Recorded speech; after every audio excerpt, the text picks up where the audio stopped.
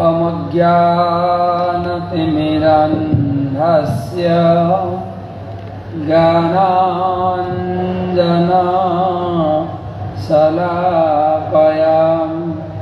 चक्षुरुन्मीलितं येन तस्मै श्रीगुरवे नमः। श्रीचैतन्यमनोभीष्टं स्थापितं येन भूतले स्वयं रूपकदा मह्यं ददाति सपदान्तिकं। वन्देऽहं श्रीगुरो श्रीयुतापदकमलं श्रीगुरून् वैष्णवांश्च श्रीरूपं साग्रजातं सहगना रघुनाथान्वितं तं सजीवं स्वाद्वैतं सावधूतं परिजनसहितं कृष्णचैतन्यदेवं श्रीराधाकृष्णपादं सहगना ललिता श्रीविशाखान्वितांश्च नमाय विष्णुपादाय कृष्णप्रेष्ठाय भूतले श्रीमते भक्तिवेदान्त स्वामिनिति नामिने।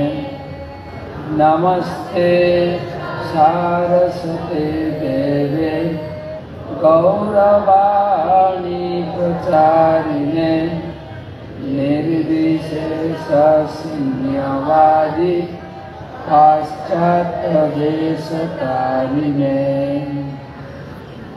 आजनलम्बितभुजौ कनकावदातौ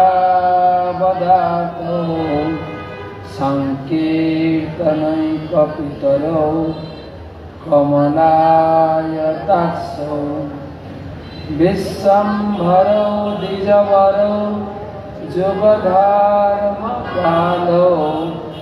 वन्दे जगत्प्रियकरौ करुणावतारौ। ॐ माधव माधव वाचि माधव माधव हृदि स्मरन्ति साधव सर्वे सर्वकार्येषु माधवम्। तप्तकाञ्चन गौराङ्गी राधे वृन्दावनेश्वरी वृषभानुसुते देवी प्रणमामि हरिप्रिये। ॐ नीलाचलनिवासाय नित्याय परमात्मने बलभद्रसुभद्राभ्यां जगन्नाथाय ते नमः। जय श्री कृष्ण चैतन्य प्रभु नित्यानंद श्री अद्वैत गदाधर शिवासादि श्री गौरभक्तवृंद। हरे कृष्णा कृष्णा कृष्णा हरे हरे हरे राम राम राम हरे हरे। ओम नमो भगवते वासुदेवाय। ओम नमो भगवते वासुदेवाय। ओम नमो भगवते वासुदेवाय।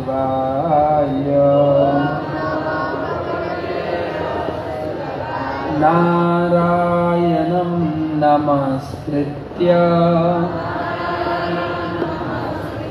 नरं चैव नरोत्तमं देवीं सरस्वतीं व्यासं ततो जायम् उदीरये तमादिदेवं करुणानिधानं तमालवर्णं सुहृदावतारम्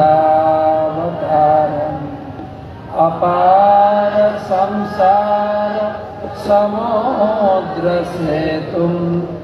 भजामहे भागवत स्वरूपम्।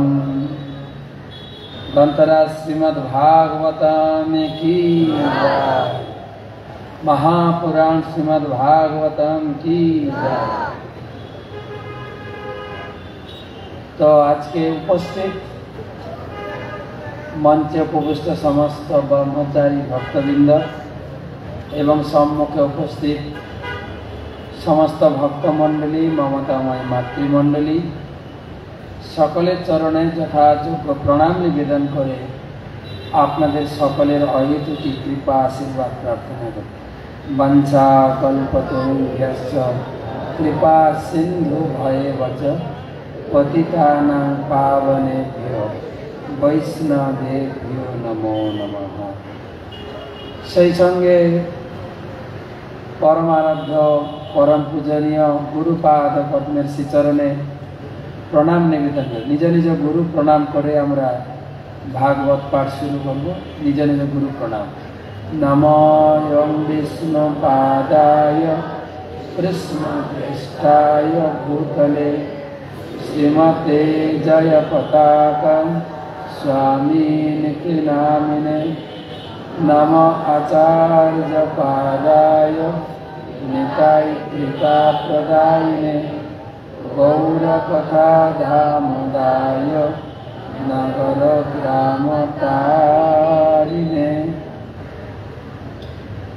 आज के आमादेर भागवत सप्ताहे द्वितीय दिन। এই দ্বিতীয় দিনে প্রথমে स्मरण करी परम करुणामय श्री श्री गौर निताय गौर नित्यानंद देखिए गौर निताय एवं श्री श्री राधा माधव श्री श्री जगन्नाथ बलदेव सुभद्रा महारानी आश्रय थेके आमरा भागवतेर प्रतिपाद्य विषय आलोचना करब। तो गतकाल के भागवतेर भूमिका किछु आलोचना आमरा करेछि। श्री चैतन्य महाप्रभु बोले गेছেন धर्म चर्चाय कलिजुगेर तीनटी कर्म करणीय बल कृष्ण भज कृष्ण कर कृष्ण शिक्षा। कृष्ण नाम जप कृष्ण पूजा एवं कृष्ण शिक्षा आलोचनार माध्यमे कलिजुगेर धर्म साधित हय।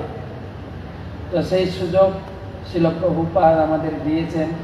তিনি অক্লান্ত পরিশ্রম করে এই শাস্ত্র গ্রন্থকে তিনি সরল ভাষায় অনুবাদ করেছেন এবং বর্তমান আমাদের গুরুবৃন্দ বিভিন্ন জায়গায় মন্দির স্থাপন করে এই সমস্ত শাস্ত্র গ্রন্থ আলোচনা সহ শ্রী রথযাত্রা উপলক্ষে রথযাত্রা উৎসবে পরিপাটি আমাদের হাতে তুলে দিয়েছেন। আমরা কৃতজ্ঞতা ব্যক্ত করি। और से भागवतम द्वादश स्कंध भगवान श्री अंगेर संगे तुलनीय और आमरा प्रवेश करब नवम स्कंधे भगवान कौन अंग कंठदेश कंठस्तु राजन नवमाजदीय कंठदेश भगवान कंठदेशे पहुँचे गए। तो प्रथम स्कंद থেকে কিছু একটু লিঙ্ক করতে হবে লিঙ্ক তাহলে আমরা নবম স্কন্ধে পৌঁছাতে পারব। তো আজকে দেখছি অনেক আগে থেকে সবাই এসে গেছে। তো সবাইকে কৃতজ্ঞতা জানাই। কিন্তু সবার হাতে কি বেল্ট আছে কিনা একটু চেক করতে চাইছি। হ্যাঁ সবাই হাত তুলবেন তো বেল্ট আছে কিনা দেখেন তো একবার সবার হাতে বেল্ট बेल्ट आछे किना मुझे तो और हाथे बेल्ट आछे तो जे हाथे बेल्ट आछे ओटा तो हाँ हाँ हाँ सबार हाथे माथा जे हाथे बेल्ट नहीं বেল বেল দেখি সবার হাতে আছে কি? অনেকে এখন হাত চলছে না লজ্জায়। এই বেলটা থাকলে আমাকে মনে করাবে আমাকে ভাগবত শুনতে হবে। আমি সংকল্পবদ্ধ হয়েছি 7 দিন ভাগবত শুনব। কালকে আমরা আলোচনা করেছিলাম কলিযুগে শুভ চিন্তা করলেই ফল, আর অশুভ কাজ না করলে ফল পাব না। তাই আমরা সংকল্প গ্রহণ করেছি 7 দিন ভাগবত শুনব, এতেই আমাদের ভাগবত শোনার ফল পেয়ে যাব। সবাই এই সংকল্প সূত্র, বেল্ট না, এটা হচ্ছে সংকল্প সূত্র, সবাই বাঁধবেন। আর যারা বাঁধেননি বেঁধে নেবেন, আর যারা বাঁধেননি এই বাউন্ডারির ভিতরে না বাইরে থাকবো, আমরা ওই দলে পড়ছি না। তো প্রথম স্কন্ধতে মাত্র 19টা অধ্যায়, টোটাল শ্লোক আছে 18,000 আর অধ্যায় আছে 335টি অধ্যায়। মানে একটা করে অধ্যায় পড়তে পারলে দিনে 1 বছরে ভাগবত পড়া হয়ে যাবে। প্রথম স্কন্ধে আছে 19টা অধ্যায়। প্রথম স্কন্ধে ভাগবতম শুরু হয়নি, যেরকম ভগবত গীতাতে 18টা অধ্যায় আছে। প্রথম অধ্যায়ে গীতা শুরু হয়নি। প্রথম অধ্যায়ে কোন পরিস্থিতিতে গীতার জ্ঞানের প্রকাশ ঘটেছে, কোন পরিস্থিতিতে অর্জুনকে গীতার জ্ঞান ভগবান দিচ্ছিলেন, সেই পরিস্থিতি তুলে ধরেছেন। আর সেই পরিস্থিতি কার ছিল? ভগবত গীতার জ্ঞান ভগবান কাকে দিয়েছেন? কাকে? না, অর্জুনকে কেন দেবে? আমরা ভক্তি সম্বন্ধে বেশি কিছু জানি না। মায়ামুগ্ধ জীবের নাহি শত কৃষ্ণ জ্ঞান, জীবের কৃপায় পয়লা কৃষ্ণ বেদ পুরাণ। আমাদের স্বতঃস্ফূর্ত ভগবানের প্রতি ভালোবাসা নেই, তাই আমাদের গীতা না পড়লে গুরুদেব দীক্ষা দেবে না, ভক্তি শাস্ত্রী না করলে ব্রাহ্মণ দীক্ষা হবে না আমাদের জন্য। তো অর্জুনের কি ভক্তি শাস্ত্রী করার দরকার ছিল? অর্জুন তো ভগবানের পার্শ্বদ ছিলেন। শুধু পার্শ্বদ ছিলেন না, অর্জুন ভগবানের নিজের ভগ্নিপতি ছিলেন, ঠিক না? ভগবান নিজে ফুসলে ফাসলে নিজের বোনকে বন্ধুকে বিয়ে দিয়েছিলেন। মহাভারত পড়বেন, বড় ভাই বলভদ্র বলরাম, তার প্ল্যান পরিকল্পনা ছিল বোনকে দুর্যোধনের হাতে বিয়ে দেব। দুর্যোধন ছিল বলরামের শিষ্য। আর কৃষ্ণ ছিলেন কার পক্ষে? পাণ্ডবদের পক্ষে। না, আমার বন্ধুটা বিয়ে ঠিক হয়ে গেছিল, কিন্তু দুজনকে মাথাটা ঘুরিয়েছে। বন্ধু অর্জুনের কাছে রাস্তায় যখন রথ নিয়ে ঘুরতে যায়, বন্ধু তোমাকে একটা কথা বলি। হ্যাঁ বলো। কি আর বলবো, আমার বোনটা সুভদ্রা, জানো তো? হ্যাঁ, কি বলবো ওর কথা, ও তোমাকে লাভ করে। ও তো সরাসরি বলতে পারে না, ও একটু লাজু, তাই আমাকে দিয়ে মেসেজটা পাঠিয়েছে। ভালো মেয়ে, কিন্তু আমি তো খুব ভালোবাসি বোনটাকে। আর সত্যি 2 ভাই তো, কৃষ্ণ আর বলরাম। বলরাম বড়, কৃষ্ণ ছোট। বড় ভাই একটু মেজাজের হয় না, সেই জন্য সুভদ্রা বড় ভাইয়ের সঙ্গে বেশি মিশত না। যত মেশামেশি কার সঙ্গে? কৃষ্ণের সঙ্গে, ঠিক আছে? তো গিয়ে বন্ধুকে বলছেন, কি বলবো, সব দিকে পারদর্শী, লেখাপড়ায় তো ফার্স্ট ক্লাস, ফার্স্ট পার, সবের তার, ওর সামনে কেউ পেরোতেই পারে না। এরকম মেয়ে তুমি কথা পাবে না। কিন্তু বন্ধু তুমি চিন্তা করো, আমি তোমাকে বিয়ে করতে বলছি না, বোনটা আমার খুব ভালো, আর তোমাকেই পছন্দ করেছে। আর তুমি যখন আমাদের বাড়িতে যাও না, ও ওখানে লুকিয়ে লুকিয়ে তোমাকে দেখে, সামনে তো আসতে পারে না, একটু মুখ লজ্জা আছে না। বোন কিছুই বলেনি, শুধু বন্ধুকে এমনি বুঝিয়েছে। আবার বোনের কাছে গিয়ে উল্টো কথা বলে, হ্যাঁ আমার বন্ধুটাকে চেনো? বলে হ্যাঁ। অর্জুন কে না চেনে? আরে সেটা না, মেন কথাটা কি বলবো তোমাকে, বলবো, বলতে অসুবিধা নেই তো? হ্যাঁ হ্যাঁ, ও কিন্তু তোমাকে পছন্দকে লাইক করে, কিন্তু হেভি লাইক করে, কিন্তু তুমি যেহেতু আমার বোন সরাসরি তো বলতে পারে না, তাই আমাকে দিয়ে মেসেজ পাঠিয়ে তুমি কি বলো, তুমি কি বলছো, আচ্ছা বিয়ের কথা বলো না। দেখো ওর মতো ছেলে আর দুনিয়াতে পাবেন, যার জন্য তো ওকে আমি বন্ধু বানিয়েছি।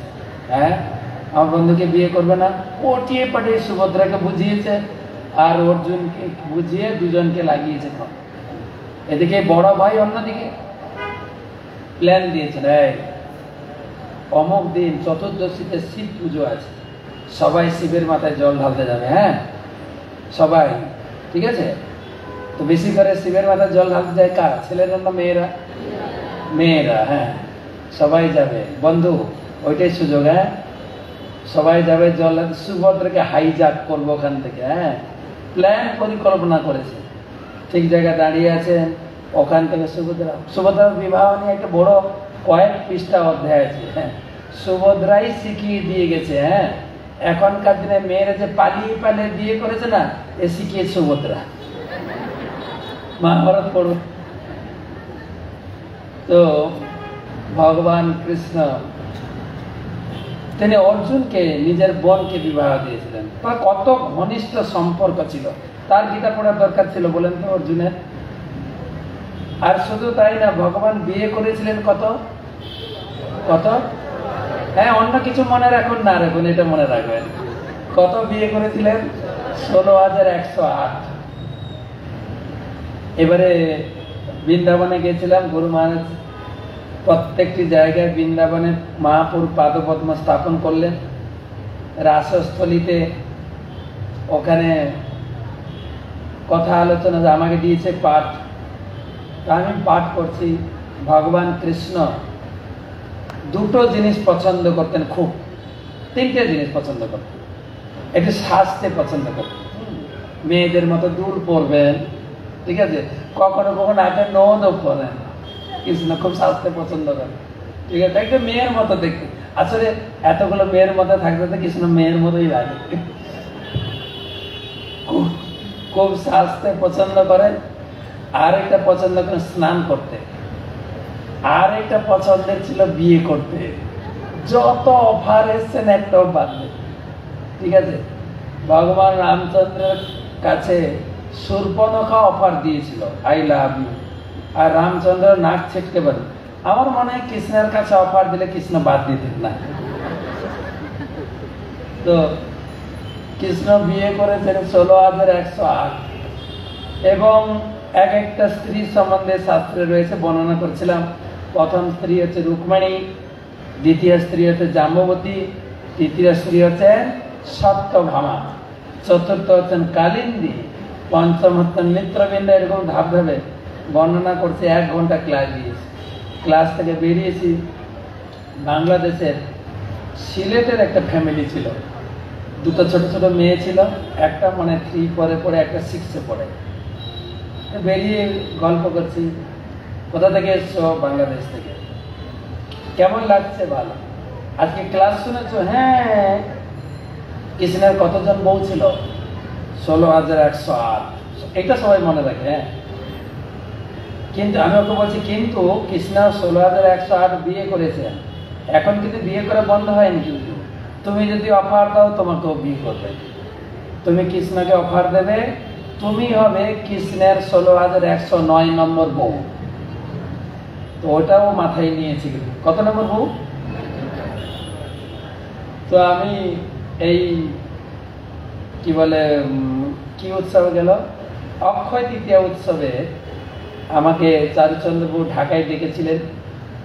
ঢাকায় এসেছি, প্রচুর লোক, প্রায় 15-16 হাজার লোক হয়েছিল ওই দিনে, মানে হাঁটার জায়গা ছিল না। তো একটা মেয়ে, ওই মেয়েটার সঙ্গে দেখা, মহারাজ আমার চিনেন, কোথায় একটা তোমাকে দেখেছি, আপনি ভুইলা গেলেন, আমি হচ্ছি কৃষ্ণের 16,109 নম্বর বউ। ও মনে রেখেছে। তো কৃষ্ণ অর্জুনকে নিজের আত্মীয় বলে গ্রহণ করেছিলেন। তো তার কি গীতার জ্ঞান শোনার দরকার ছিল? গীতা তো অর্জুনকে মাধ্যম করে কাকে দিয়েছেন? কাকে? আমাদেরকে না, আমাকে দিয়েছেন। এইরকম যদি কেউ গীতা পড়ে তবে ধরতে পারবে গীতার জ্ঞান কাকে দিয়েছেন? আমাকে। চৈতন্য মহাপ্রভু বলছেন, তোমারে লইতে আমি হইনু অবতার। কাকে নিতে? তোমাদেরকে না, কিন্তু সিঙ্গুলার নাম্বার বলেছেন। তোমারে, তোমারে মানে আঙ্গুল দেখিয়ে দেখিয়ে বলছেন তোমাকে নেওয়ার জন্য আমি এসেছি। প্রত্যেক শিক্ষার্থী, প্রত্যেক ভক্ত যখন গীতা পড়বেন, ভাগবত পড়বেন, মনে করবেন এই জ্ঞান কাকে দিচ্ছেন? আমাকে। তবেই ধরা যাবে গীতা। তো অর্জুনকে, অর্জুনের মাধ্যমে আমাদেরকে দিয়েছিলেন বা আমাকে দিয়েছিলেন। তাই প্রথম অধ্যায় ছিল পরিস্থিতি। তো সেই পরিস্থিতি কার? ভগবান অর্জুনের মাধ্যমে আমাকে দিয়েছেন। তো কোথায় গীতার জ্ঞান দিয়েছেন? জেমসেম হলে না কোথায় দিয়েছেন? মন্দিরে না কোথায়? যুদ্ধক্ষেত্রে।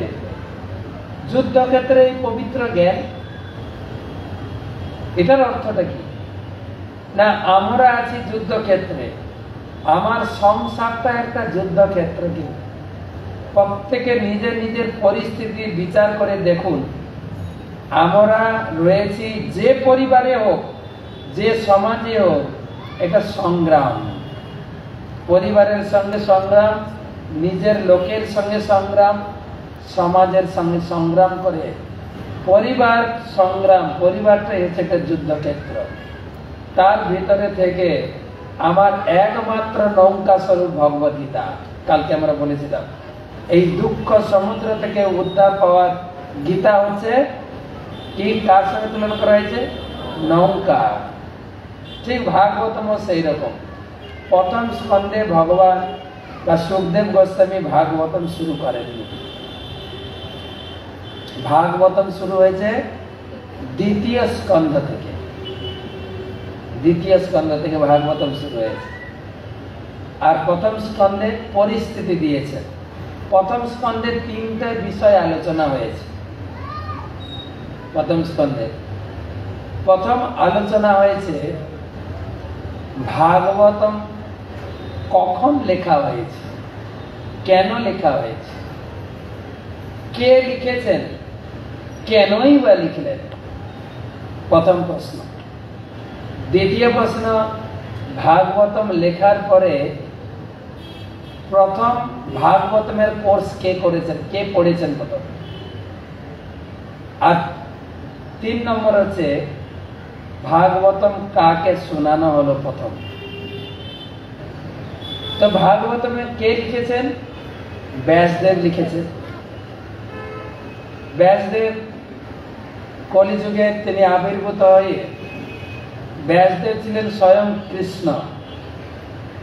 কৃষ্ণ তিনি ব্যাসদেব রূপে আবির্ভূত হয়ে শাস্ত্রগ্রন্থ লিখলেন। এই বই খাতা পেন সত্যযুগ, ত্রেতা যুগ, দ্বাপর যুগে ছিল না। খাতা পেন বই সত্যযুগ, ত্রেতা যুগ, দ্বাপর যুগে ছিল না। এই বই খাতা শুরু হয়েছে কবে? কলি যুগে। কেন না ব্যাসদেব ধ্যানস্থ হয়ে দেখলেন প্রাণে অল্প আয়ুষ সভ্য কলা বস্মিন যুগে জনা মন্দা সুমন্দ মতয় মন্দ ভাগ্যাহি উপদ্রুতা। কলিযুগের মানুষের আয়ু অনেক কমে যাবে। অল্প আয়ু, অল্প আয়ু মানে সত্য যুগে ছিল 1 লক্ষ বছর আয়ু। ত্রেতা যুগ আসার সাথে সাথে 90,000 আয়ু কমে গেল, থাকলো 10,000। যখন দ্বাপর যুগ এলো 9,000 বাদ গেল, থাকলো 1,000। আর আমরা কলি যুগে 1000 ভিতরে 900 চলে গেছে, আছে কত? মাত্র 100 বছর আগে। তাও আবার আমাদের ঘরে যারা আমাদের দাদু ঠাকুমা দিদা রয়েছেন, তারা হয়তো সেঞ্চুরি করলে করতে পারেন। হ্যাঁ, আমাদের ভাগ্যে সেঞ্চুরি হবে না, 60-70-এ আটকে যাব। অল্প আয়ু কলিযুগে। তার ভিতরে এই অল্প আয়ু বাঁচার ভিতরে কত লড়াই সংগ্রাম করছে, রেসারেসি করছে। অল্প আয়ু, শুধু তাই না, মন্দ ভাগ্য, ভাগ্য অতি মন্দ। হ্যাঁ, ধীরে ধীরে কত মন্দ হয়ে যাচ্ছে। আগেকার দিনে আমাদের ঠাকুমা দিদা হাতে গুনতে কতগুলো সন্তান ছিল, 12টা 13টা 6টা। আমাদের বাড়ির পাশে 2 দাদু ছিল, সম্পর্কে আমার দাদু হতো। 2 দাদু কম্পিটিশন করে সন্তান জন্ম দিয়েছিল। একজনের চলছিল ছেলের সিরিয়াল, মেয়ে খুঁজতে খুঁজতে 7টা ছেলে হয়েছে। আর একজন দাদু, ওর চলছে মেয়ের সিরিয়াল, ছেলে খুঁজতে খুঁজতে 8টা মেয়ে হয়েছে। আমরা খুব তর্ক করতাম, দাদু কম্পিটিশন চালাও। তখন যার মেয়ে হয়েছে, লাস্ট মেয়ের নাম দিয়েছেন ইটি।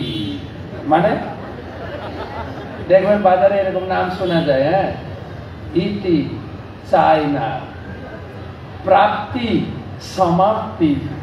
এই নামগুলো মানে বুঝতে হবে ওর অনেকগুলো বোন আছে। হ্যাঁ, তো আগেকার দিনে 12টা 13টা 10টা এরকম সাধারণ সন্তান ছিল। তারা কত সুন্দরভাবে সংসার প্রতিপালন করেছেন। যত দিন যাচ্ছে আমাদের কত হাম দো হামারা এক, আমাদের ভারতের স্লোগান। আগে বাংলাদেশে এসে গেছে, অনেক জায়গায় লেখা দেখেছি, আমরা 2জন, আমাদের চাই 1জন। একটা কি 2টো সন্তান নিয়ে আমরা হিমশিম খাচ্ছি, মন্দ ভাগ্য নয় কি? আগেকার দিনে 10-12টা সন্তানের কোনো পরোয়া ছিল না। এখন একটা সন্তান নিয়ে মাথা চুলকাচ্ছে, কোথায় যে ভর্তি করব, স্কুলের যা ফি, হ্যাঁ, কোন স্কুলে পড়াবো, ভর্তি করতে গেলে 5 লাখ টাকা লাগে। আর যত উচ্চ ক্লাসে উঠবে তত টাকা, যদি মেডিকেল পড়াতে চাই 40 লাখ টাকা লাগে। জানি না বাংলাদেশের প্রেক্ষাপটে কত, 40, 50, 60 তো কিছুই না। যদি ভাগ্যক্রমে সরকারি কলেজে চান্স পেলেন তো ভালোই, না হলে 50-60 লাখ টাকা কিছু না। আর যদি মেয়েকে ছেলেকে যদি বিদেশ পাঠান, মাথা চুলকাতে চুলকাতে লোকের চুলগুলো খসে খসে পড়ছে। আয়না দিয়ে দেখছে, সব চুলগুলো তো চলে গেল রে। এবার পেপার কিনে পড়ছে, চুলগুলো আটকাবো কি করে, কোন লোশন, হ্যাঁ, কোন লোশন লাগাই, ড্যামেজ চুলের লোশন, ভিজা চুলের লোশন, পড়ে যাওয়া চুলের লোশন, সাদা হয়ে যাওয়া চুলের লোশন। এই লোশন লাগাতে লাগাতে, আগে আমরা প্রচার করতে গিয়ে কখনো কখনো কোনো ভক্ত বাড়িতে থাকি, যখন বাথরুমে ঢুকি, বাথরুমটা মনে হয় না লোশনের দোকান। এটা বাবার, এটা মায়ের, এটা দিদির, এটা বৌদি, বাপ। ইনকামের প্রত্যেকের কলিযুগে চুল সাজানোর জন্য ইনকামের 30% টাকা চুলে লাগায়। প্রভুপাদ বলছেন, আমাদের মন্দিরে এত টাকা পয়সা নাই, নাড়া করো, ভজন করো, সবাইকে নাড়া করে দিচ্ছে। সংগ্রাম, মন্দ গতি, মন্দ ভাগ্য। আমাদের একটা সন্তান নিয়ে আমরা প্রতিপালন করতে হিমশিম খাচ্ছি। আর ঘাম মুছতে মুছতে আমরা এসি রুমে থাকছি। হ্যাঁ, কালকে একটা বাড়িতে গেলাম, বলছি মহারাজ আপনার জন্য এসি করে দেবো। এসি রুম, এসি গাড়ি, এসি মার্কেট, এসি অফিস, সব এসি, কিন্তু বিপি বাড়ছে। এসিতে কি বাড়ছে? বিপি বাড়ছে। মন্দ ভাগ্য, মন্দ গতি কলিযুগের। ব্যাসদেব দর্শন করলেন কলিযুগের মানুষের অবস্থা। আর কি হবে? রোগাদির দ্বারা উপদ্রুত। জন্ম হওয়ার পরে রোগ না, জন্ম হওয়ার যখনই মায়ের গর্ভে বাচ্চা আসছে তখন থেকে ডাক্তার ইনজেকশন পড়ে পড়ে রক্ত নেওয়া শুরু করছে। বাচ্চার মার রক্ত নিয়ে নিয়ে ডাক্তার মোটা হচ্ছে। রোগ ব্যাধি কলিযুগের ভাই ভাই, স্বামী স্ত্রী, পাড়ায় পাড়ায়, সমাজে সমাজে, নেতা নেতা। যেরকম যখন ভোটের সিজন আসে নেতায় নেতা চলে না, একে গালি দেয় ওকে গালি দেয়, ঝগড়া আর ঝগড়া। ঝগড়া করছি তো না না না, আপনি আবার লুকিয়ে বলেন না মহারাজ, আপনি যতটা বলছেন অতটা কিন্তু না। আমরা স্বামী স্ত্রী কিন্তু প্রতিদিন ভালো করে থাকে, দুজনকে আই লাভ ইউ বলি, আমরা ঝগড়া করি না। ঝগড়া করেন কি না? হ্যাঁ, ভালোই ঝগড়া করেন নাই, লজ্জা কি আর? এখান থেকে শুনছে না, প্রভুরা একদিকে বসে আছেন, আপনি একদিকে বলতে আসবেন ঝগড়া করেন কি না? হ্যাঁ, ভালোই ঝগড়া। গতবারে বলেছিলাম একটা বাড়িতে লাভ ম্যারেজ করে বিয়ে করেছে। ঝগড়া তো সবারই লাগে, লাভ ম্যারেজে একটু আগে ঝগড়া লাগে, কেন দুজন দায়িত্ব নিয়ে বিয়ে করেছে তো। অ্যারেঞ্জ ম্যারেজে অনেকজন দায়িত্ব থাকে, লাভ ম্যারেজে কার দায়িত্ব?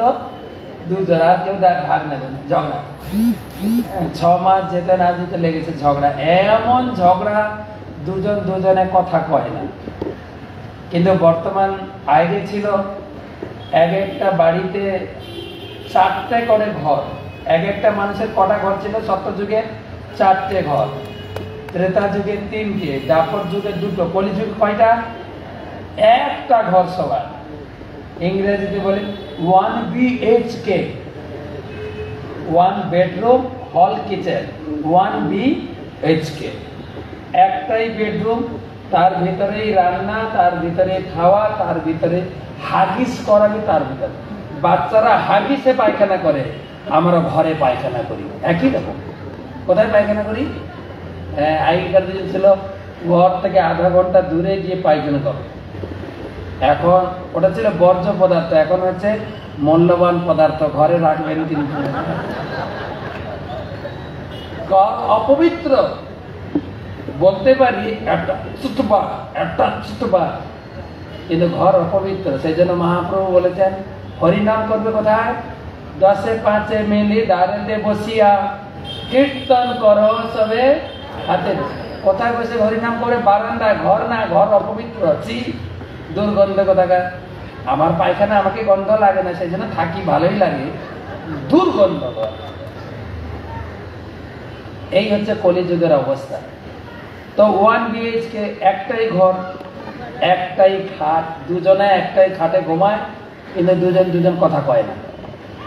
ঘুমানোর সময় একজন উত্তর মেরু, একজন দক্ষিণ মেরু, শুধু পিঠটা মাঝে মাঝে ঠেকে। ঠিক আছে? ছেলেটা চাকরি করে, শিফটিং চাকরি। শিফটিং মানে কখনো সকালে, কখনো দুপুরে, কখনো রাত্রে। তো ও একটু রাত ঘুম পাগল, ঘুম থেকে দেরি করে উঠে, 8টায় উঠে, কিন্তু পরের সপ্তাহ ডিউটি পড়েছে ভোর 6টায় জয়েন করতে হবে। তো ঘুম তো ভাঙে 8টায়, তাই স্ত্রীকে বলছে তুমি আমাকে ভোর 5টায় ডেকে দেবে, কিন্তু বলতে পারবে না, মুখে কথা বলে না। তখন কাগজে লিখেছে আমার সকাল সকাল ডিউটি আছে, 5টায় যেন ডেকে দেওয়া হয়।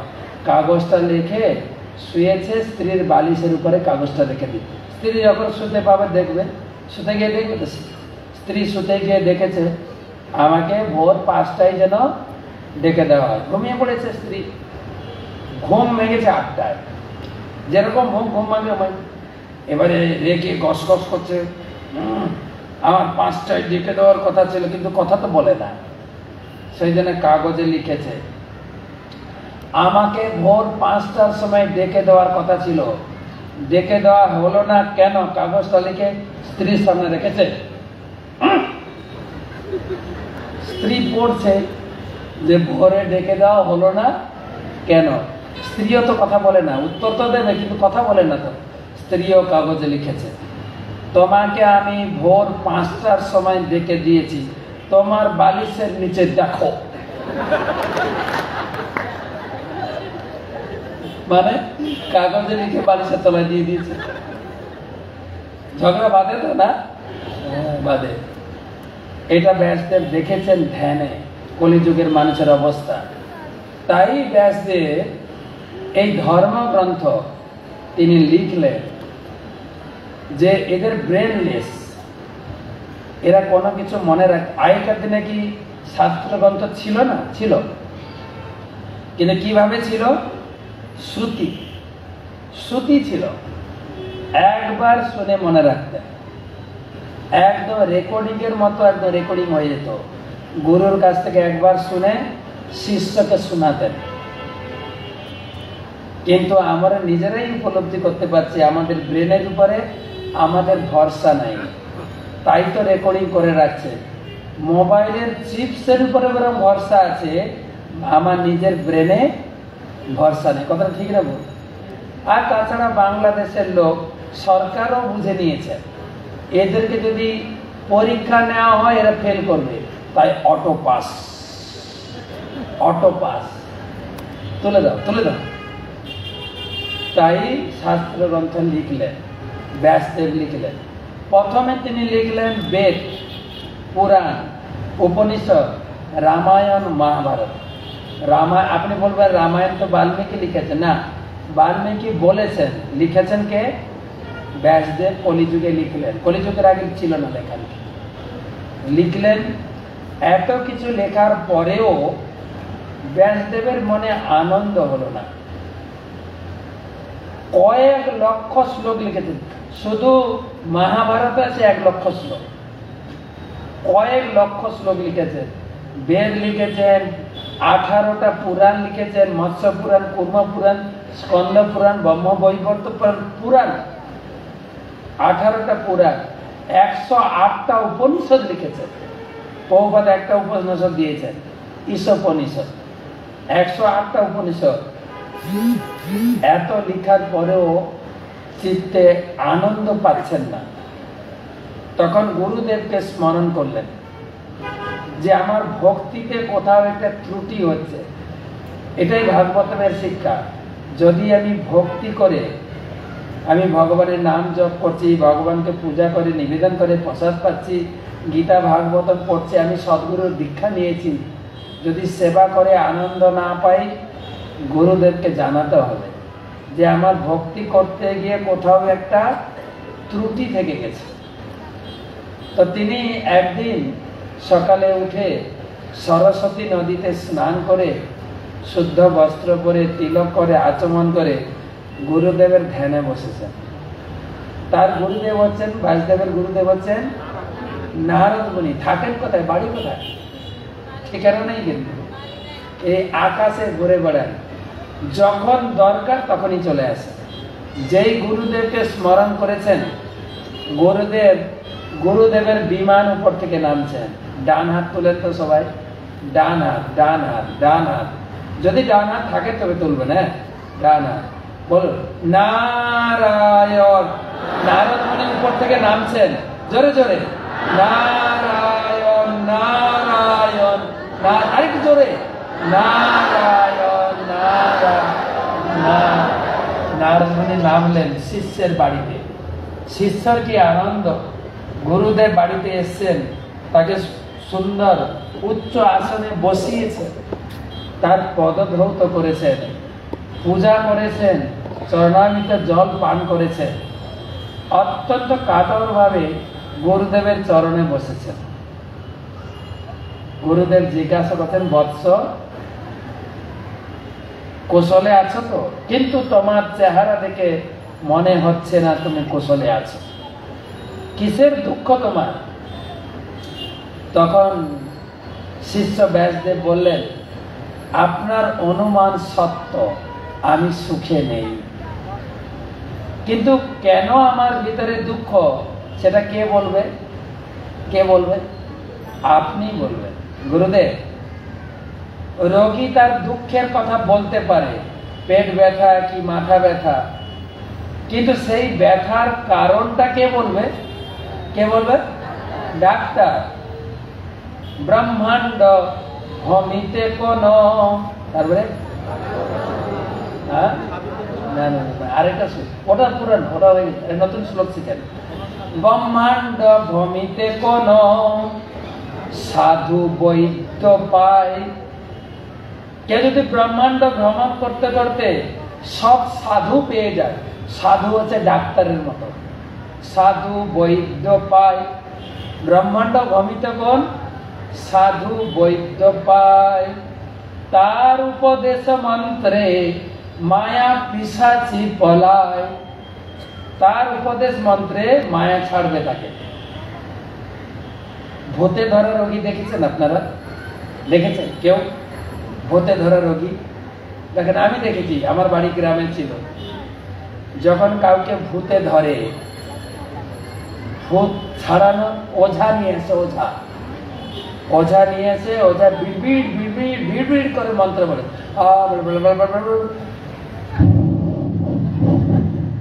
ঝাড় ফুঁক করে তার ভূত ছাড়ায়। আর আমাদের অবস্থা তাই, আমাদেরও ভূতে ধরা রোগী, আমরা সবাই ভূতে ধরা রোগী। আমাদের আগের মতো ভূতে ধরা ভূত আর নেই শহরে। এখন একটা নতুন ভূত এসে, জানেন? আগে যে ভূতের কথা শুনতাম সেই ভূত আর এখন নেই। এখন শহর বাজারে একটা নতুন ভূত এসে, বলবো মোবাইল ভূত, হোয়াটসঅ্যাপ আর ফেসবুক। ওই ভূত যদি কাউকে ধরে, কিরে খাবে, আর খেয়ে যা, ভূত সব ভূত। তো আমরা সবাই ভূতে ধরা রোগী। যাকে ভূতে ধরেছে তার লক্ষণটা কি? লক্ষণটা কি বলেন? লক্ষণটা হচ্ছে তাকে নাম জিজ্ঞাসা করলে নিজের নাম বলে না, এটা ভূতের নাম বলে। বাড়ি কোথায়? ওই যে বাঁশের ডোগায়, গাছের ডোগায়। আমাদেরও সেই, আমাদের আসল পরিচয় হচ্ছে কৃষ্ণ দাস। আমরা কি পরিচয় দিয়েছি? রনি ভট্টাচার্য, বাবুল মাইতি, বাবুল মিত্র, সব ভূতের নাম, ভূতের নাম। বাড়ি কোথায়? গোলক বৃন্দাবন আমার বাড়ি বলি না, চট্টগ্রামে আমার বাড়ি। সব ভূতে ধরা, সব ভূতে ধরা। গুরুদেব ধরে আমাদের ভূত ছাড়ানোর মন্ত্র দিয়েছেন। দীক্ষার সময় কানে ফু দিয়েছেন না? গুরু মহারাজ এখন মন্ত্র বলবেন, সবাই কান থেকে কাপড়টা সরিয়ে রাখেন। গুরুদেব এখন কানে ফু দেবেন, ফু দিয়েছেন কিনা সবাইকে দীক্ষার সময়? হরে কৃষ্ণ কৃষ্ণ কৃষ্ণ হরে হরে, হরে রাম রাম রাম হরে হরে। ফু দিয়ে দিয়েছেন সবাই, সবাই ভূত ছাড়বে। তাই ব্যাসদেব এই শাস্ত্র গ্রন্থ লিখে। তো ব্যাসদেব জিজ্ঞাসা করছেন, গুরুদেব আপনি ডাক্তার, আমার ভিতরে কি হচ্ছে আপনি বলুন। আমার এত শাস্ত্র গ্রন্থ লেখা সত্ত্বেও মনে কেন আনন্দ নেই? তখন নারদ মুনি সরাসরি বললেন, বৎস, তোমার যেটা করা দরকার ছিল সেটা তুমি করনি। তুমি লিখেছ বেদ, পুরাণ, উপনিষদ, রামায়ণ, মহাভারত। কলিযুগে এইসব গ্রন্থ লোকের মঙ্গল করতে পারবে না। এত বড় গ্রন্থ পড়বে না লোকে। তুমি সমস্ত শাস্ত্রের সার ভাগবতম লেখো। তুমি যা লিখে গেছ বেদ, পুরাণ, এইসব গ্রন্থ, লোকের মঙ্গল থেকে অমঙ্গল বেশি হবে। আসলে ব্যাসদেবের একটু মহান চিন্তা ছিল। সাধারণ লোক খাওয়া পড়াতে মশগুল হয়ে আছে, সারাদিনে হয়তো 3টি আমিষ খায়, সকালে ডিম, দুপুরে মাছ, রাত্রে মাংস। আমিষ ছাড়া খেতেই পারে না। তাই তাদেরকে যদি পুরো নিরামিষ খেতে বলি, এই ওষুধের পাওয়ারটা 1000 পাওয়ারের ডোজ হয়ে যাবে না, সবার হয়তো এই পাওয়ারটা নিতে পারবে না। তাই তিনি কি করলেন, আচ্ছা তোমরা মাছ মাংস খেতে চাও, ঠিক আছে আমি অনুমোদন করলাম, মাসে একবার অমাবস্যার রাত্রিতে একটা পশুকে জঙ্গলে নিয়ে হত্যা করবে, মায়ের কাছে অফারিং করবে, অর্পণ করবে, মায়ের প্রসাদ রূপে খাবে মাসে মাসে একবার। ব্যাসদেব চিন্তা করছিলেন এই খেতে খেতে হয়তো লোক চিন্তা করবেন একবার না খেলে হয় না, ছেড়ে দেবে। নারদ মুনি বলছেন অত সোজা না, অত সোজা না। তুমি যেহেতু খাওয়ার অনুমোদন দিয়েছ, লোক ডেলি খাবে মায়ের প্রসাদ বলে। আমাদের ভারতে যত মাংসের দোকান আছে, হিন্দু লোকেরা যারা মাংস কেটে বিক্রি করে, সব দোকানে মায়ের ছবি আছে, মা কালীর ছবি। তারা মাংস খায় কি খায়? মায়ের প্রসাদ খায়। খায় তো তুমি যে অনুমোদন করে গেছ, এটাই সর্বনাশ হয়ে গেল। আপনি দেখবেন কোথাও কোথাও আমাদের সর্বধর্ম সমন্বয় হয়। অনেক ধর্মের লোক আসে, মঞ্চ থেকে তাদের বক্তব্য পেশ করেন ধর্ম সম্পর্কে। সেখানে ধর্মে বড় বড় মহারাজরা লেকচার দিচ্ছেন। হ্যাঁ, ধর্মের সঙ্গে খাওয়া দাওয়ার কোনো সম্পর্ক নেই। হ্যাঁ, মন ঠিক থাকে তো সব ঠিক। হ্যাঁ, বড় করে আর আত্মাকে কষ্ট দিয়ে ভজন হয় না। হাততালি পড়বে কিনা বলেন তো? আর সেই স্টেজে যদি একজন বৈষ্ণব, পাতলা বৈষ্ণব সে লেকচার দেয়, না না না, মাংস মাছ এগুলো খাওয়া যাবে না, ভগবান হচ্ছেন আমাদের পিতা, সমস্ত জীব আমরা ভাই বোন, একে অপরকে কেটে খাওয়া ঠিক না, ভগবান তাতে রুষ্ট হবে, আমাদের ভগবানের প্রসাদ নিরামিষ প্রসাদ খেতে হবে। লোক ভালোভাবে নেবে না। কিন্তু এই দেখে দেখো পাতলা একটা ছেলে ওকে কি বলে দেখো। এর আগে মহারাজ কত সুন্দর লেকচার দিয়ে গেলেন, কি সুন্দর লেকচার, ওকে স্টেজ থেকে নামাও। লোকে কোনটা নেবে বলেন? সারা দুনিয়ার লোক কি বলছে? হ্যাঁ, এই কয়টা বৈষ্ণব শুধু নিরামিষ খায় আর বড় বড় কথা বলে। অমুক মঠের মহারাজ উনি তো বলেন না নিরামিষ খেতে। আমি যখন দীক্ষা নিয়েছিলাম, আমি গুরুদেবকে জিজ্ঞাসা, গুরুদেব নিরামিষ খেতে হবে নাকি? না তেমন। উনি জানেন নিরামিষ খেতে হবে, কিন্তু যেহেতু নিজে নিরামিষ খান না, উনি বলবেন কি করে? না খেলে ভালো, কিন্তু আত্মাকে কষ্ট দিয়ে।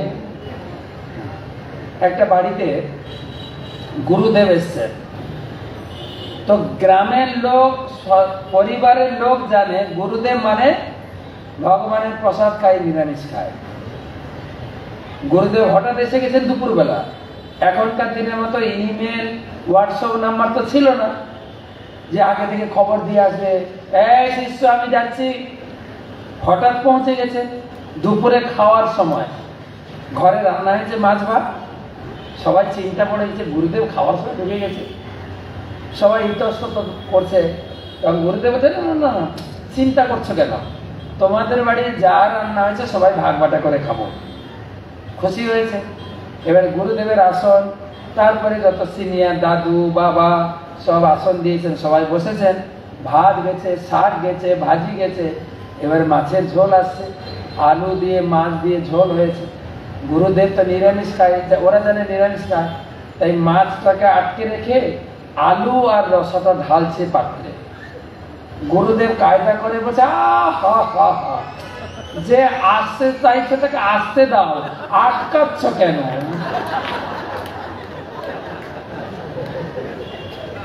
কত কায়দা দেখে। সাধারণ লোকও জানে নিরামিষ খেতে। তাই নারদ মুনি খুব গালাগালি করলেন, তুমি সর্বনাশ করে দিয়ে গেলে। এই যে এত ধর্ম বুঝিয়েছে সনাতন ধর্মে, তার জন্য দায়ী কে? তুমি। ব্যাসদেব, তুমি কাজ করো, এই সমস্ত গ্রন্থ লাল কাপড়ে মুড়ে আমাদের সরস্বতীর নদীর জলে চুপা, নতুন করে গ্রন্থ লিখো। তুমি জানো, তুমি যেহেতু বই লিখেছ বেদ পুরাণ, কোন বইতে ভালো ভালো টপিক গুলো কোথায় আছে তুমি জানো। সেই টপিক গুলো চয়ন করে একটা নোটবুক বানিয়ে দাও, যার নাম হবে ভাগবত। এটা সমস্ত শাস্ত্রের নোটবুক, আর আলাদা করে নোটবুক করতে হবে না। অরিজিনাল নোটবুক, নোটবুকটা একটু বড়, মাত্র 18টা নোটবুক, 18টা বই, প্রত্যেকটা শ্লোক, একটা শ্লোককে বাদ দিতে পারবেন না। ব্যাসদেব তিনি এত শাস্ত্র লিখে আনন্দ পেলেন না, যখন ভাগবত লেখা শুরু করেছেন প্রথম শ্লোক লিখেছেন, কি শ্লোক যেন? ওম নমো ভগবতে বাসুদেবায় জন্মাদস্য যতয়ন্নাৎ ইততর চ আর্থে চ বিজ্ঞস্বরান তেনে ব্রহ্ম্যা হৃদয়াদি কবয়ে মুহ্যন্তি যৎসূরয়ঃ তেজবারিমিদং যথা বিনিময় যত্রতি সর্বো মিশা ধাম্না সেন নিরস্তপোহকম সত্যম পরম ধীমহি। 2 নম্বর শ্লোক। ধর্মা পজ্জিত কৈতবত্র নির্মৎসরাণম সতম বেদ্যম বাস্তবম বস্তু শ্রীবদম তাপত্রয় উন্মূলনম। শ্রীমদ্ ভাগবতে মহামুনিকৃতে কিং বা পরৈरीश्वरः শব্দ হৃদি অবরুদ্ধতে অত্র কৃতিভিঃ শুশ্রূষুভিঃ তৎক্ষণাৎ নিগমকল্পতরু গলিতং ফলম সুখমুখতামৃতম দ্রবসংযুতম পিবত ভাগবত রসমালয়ম মোহরো রসিকা ভবি ভাবুকাঃ। 3 নম্বর শ্লোকে সে এত আনন্দ, হে জগৎবাসী, আগে যা বই লিখেছে সব ফেলে দাও, একটাই গ্রন্থ তোমরা পড়ো, নিগম কল্পতরু গলিতং ফল। সব বেদ পুরাণ গ্রন্থগুলিকে একটা গাছের সঙ্গে তুলনা করো। ধরো আম গাছ, আম গাছের আম ফলটাই হচ্ছে সব থেকে উপাদেয়, সেই ফল হচ্ছে ভাগবত। সমস্ত শাস্ত্রের ফল হচ্ছে ভাগবতম। এই ভাগবতমটা পাঠ করো, পিবত ভাগবত। আগে বললেন ফল, সমস্ত শাস্ত্রের পাকা ফল হচ্ছে ভাগবত। পিবত ভাগবত। ফল খায় না পান করে? ঠিক, ফল খায় না পান করে? খায়। একবার বলেছেন পাকা ফল, আর একবার বলছেন পিবত। ভুল হয়ে গেল নাকি? পিবত না লিখে কেটে খাওয়াবত লিখে দাও, ভুল লেখা হয়েছে। বলছে না, ব্যাসদেব তো, উনি কেন ভুল করবেন? আচ্ছা, খাওয়া আর পান করার মধ্যে কি তফাৎ বলেন? খেতে গেলে কিছু ফেলতে হয়, ধরো আম, তার ছিলকা বা ছিবড়া ফেলবেন, আটি ফেলবেন, সার জিনিসটা খাবেন, তাই তো? সব জিনিস একই রকম না কিনে। যদি কাজু বাদাম দেওয়া হয়, বীজটা ফেলে দেবেন, খোসাটা খাবেন নাকি? না, কাজু বাদামের বীজ খেতে হবে, ওটা হচ্ছে মেন জিনিস। তো খাওয়া মানে কিছু ফেলতে হয়, কিছু খেতে হয়, আর পান করা মানে পুরোটাই পান করা হয়। তো ভাগবত বা অন্যান্য গ্রন্থ খাওয়ার মতো। যেমন গীতা, গীতাতে সব জ্ঞান আপনি নিতে পারেন না, সেখানে অষ্টাঙ্গ যোগ, জ্ঞান যোগ, যোগযোগ, কর্মযোগ, ভক্তি যোগ আছে। ভগবান লাস্টে কি বলেন? সব ফেলে দিয়ে কেবল কেবল ভক্ত্যা মাম অভিজানাতি যাবান যস্যাস্মি তত্ততঃ ততো মাম তত্ততো জ্ঞাত্যা বিশতে তৎ অনন্তরম। কেবল ভক্তির মাধ্যমে আমাকে পাবে। জ্ঞান যোগ ফেলে দাও, যোগযোগ অষ্টাঙ্গ যোগ ছেড়ে দাও, পারবে না। তাহলে ওটা হচ্ছে ফল। কিন্তু ভাগবত এমন একটা জিনিস, প্রত্যেকটা শ্লোক আমার জীবনের জন্য দরকার। শুধু পান করুন না, তিনি আরেকটা বিশেষণ যোগ করলেন, পিবত ভাগবত, তারপরে রসমালয়ম, রসমালাই। আগে বলেছি এটা কুমিল্লার রসমালাই, আপনাদের বিভাগে না কুমিল্লাটা, নাকি বিভাগ আলাদা হয়ে গেছে? না না, আলাদা হয়নি, এখনো হয়নি। হ্যাঁ, আমাদের মাননীয় প্রধানমন্ত্রী তিনি কুমিল্লা কথাটা পছন্দ করছেন না, সুমিল্লা হলে বরং ভালো হইতো। কুমিল্লা কেমন কথা না? কু কথাটা মানে খারাপ, সেই জন্য। কিন্তু কু হলেও কুমিল্লাতে একটা ভালো জিনিস আছে, কি রসমালাই, মাতৃ ভান্ডারের রসমালাই। কেউ খেয়েছেন গো? কেউ খেয়েছেন? ওরে বাবা, আমি খেয়েছি, যেন লেগে আছে, এত স্বাদ। তো রসগোল্লা আর রসমালাই কি পার্থক্য? রসগোল্লা দুটো জিনিস, রস আর গোল্লা। ভক্তি জীবনে আসার আগে আমরা রসগোল্লা খেয়েছি। আমরা কোনো কাজে যেতাম, দোকানে যেতাম, বাজারে যেতাম, ঘরে ফিরতে লেট হয়েছে, এই দোকানে চলো একটু মিষ্টি কিনে মিষ্টি জল খেয়ে নিই। আগে মিষ্টি দোকান ভালো চলতো। এখন আমরা ভক্ত হয়ে গেছি, যেখানে সেখানে কিনে খাওয়াও যায় না, কিনতে হবে, কিনে নিয়ে বাড়ি নিয়ে যেতে হবে, তাই না? বাড়িতে নিয়ে আবার গিন্নিকে বলতে, ভোগটা লাগিয়ে দেন। আমি এখন ব্যস্ত, জানাবো না, ভোগই লাগায় না, ওই দুপুরে অন্যর সঙ্গে ভোগ লাগাও। সেই জন্য আর খাওয়াই হয় না। কোথায় মিষ্টি খাওয়াই জানেন? যখন উৎসব হয়, বৈষ্ণব সেবা হয়। বৈষ্ণব সেবা মানে একটা সেবাতে কত আইটেম, সাধারণ যে আইটেম, কত রকমের অন্ন, বিরিয়ানি, ফ্রাইড রাইস, সাদা অন্ন, তারপরে আসবে ভর্তা, ভাজি, চচ্চড়ি, ঝাল, ঝোল, পনিরের কত আইটেম, তারপরে কত কত আইসক্রিম, চাটনি, পায়েস, তারপরে দই, তারপরে আসবে মিষ্টি। আর যখন মিষ্টি আসে না, তখন এতটা পর্যন্ত প্রসাদ হয়ে যায়, হাঁ করলে ভাত দেখা যায়। আর তখন এসছে রসগোল্লা, ভেতরে জায়গা নেই। তখন কি বলে, প্রভু রসটা ছেড়ে গোল্লাটা দিন। আমরা কি খাই? রসগোল্লা না, কি খাই? গোল্লা খাই, গোল্লা। আর প্রভু যা রস ছেড়ে দিল, তারপর আমার জায়গা তো আরো কম, আবার চিপে চিপে চিপে গোল্লাটা খাই। আমরা রসগোল্লার কি খাই? জোরে কি খাই? গোল্লা। কিন্তু যদি গোল্লা, আর যদি আপনাকে রসমালাই দেওয়া হয়, কি খাবেন কি ছাড়বেন? কি খাবেন কি ছাড়বেন? রসমালাইতে কি ছাড়বেন কি খাবেন? কিছু ছাড়াছাড়ি নেই, একদম চেটে মুটে খাবেন। না আবার চাটতে চাটতে যদি আঙ্গুলের ফাঁকে পিছনে একটু চলে যায়, চেটে চলে গেল। এই হচ্ছে ভাগবত, হচ্ছে রসমালাই। একবার কিনবেন, সারা জীবন চেটে চেটে খাবেন। সারা জীবন কমপক্ষে জেমসন হলে প্রতি বছর একবার আসবেন, চাটিয়ে চাটিয়ে খাওয়াবো। আর শুধু আপনি না, আপনি কিনবেন, আপনার কয়েক পিঢ়ি, আপনার ছেলে, তার ছেলে, তার ছেলে, তার ছেলে। বাজারের ধর্মগ্রন্থ দেখবেন খবরের কাগজ দিয়ে বানানো, আর আমাদের গ্রন্থ একদম বোম্বে স্পেশাল পেপার দিয়ে। ভাগবতমে প্রথম স্কন্ধটা আপনি হাতে নেবেন, যার ওজন পাক্কা 2 কিলো। এত দামি এবং মূল্যবান কাগজ দিয়ে বানানো, আধুনিক মেশিন দিয়ে বাঁধানো, আর বাঁধানোর উপরে একটা পরানো আছে জ্যাকেট। এ কয়েক পিঢ়ি থাকবে বই, কয়েক পিঢ়ি।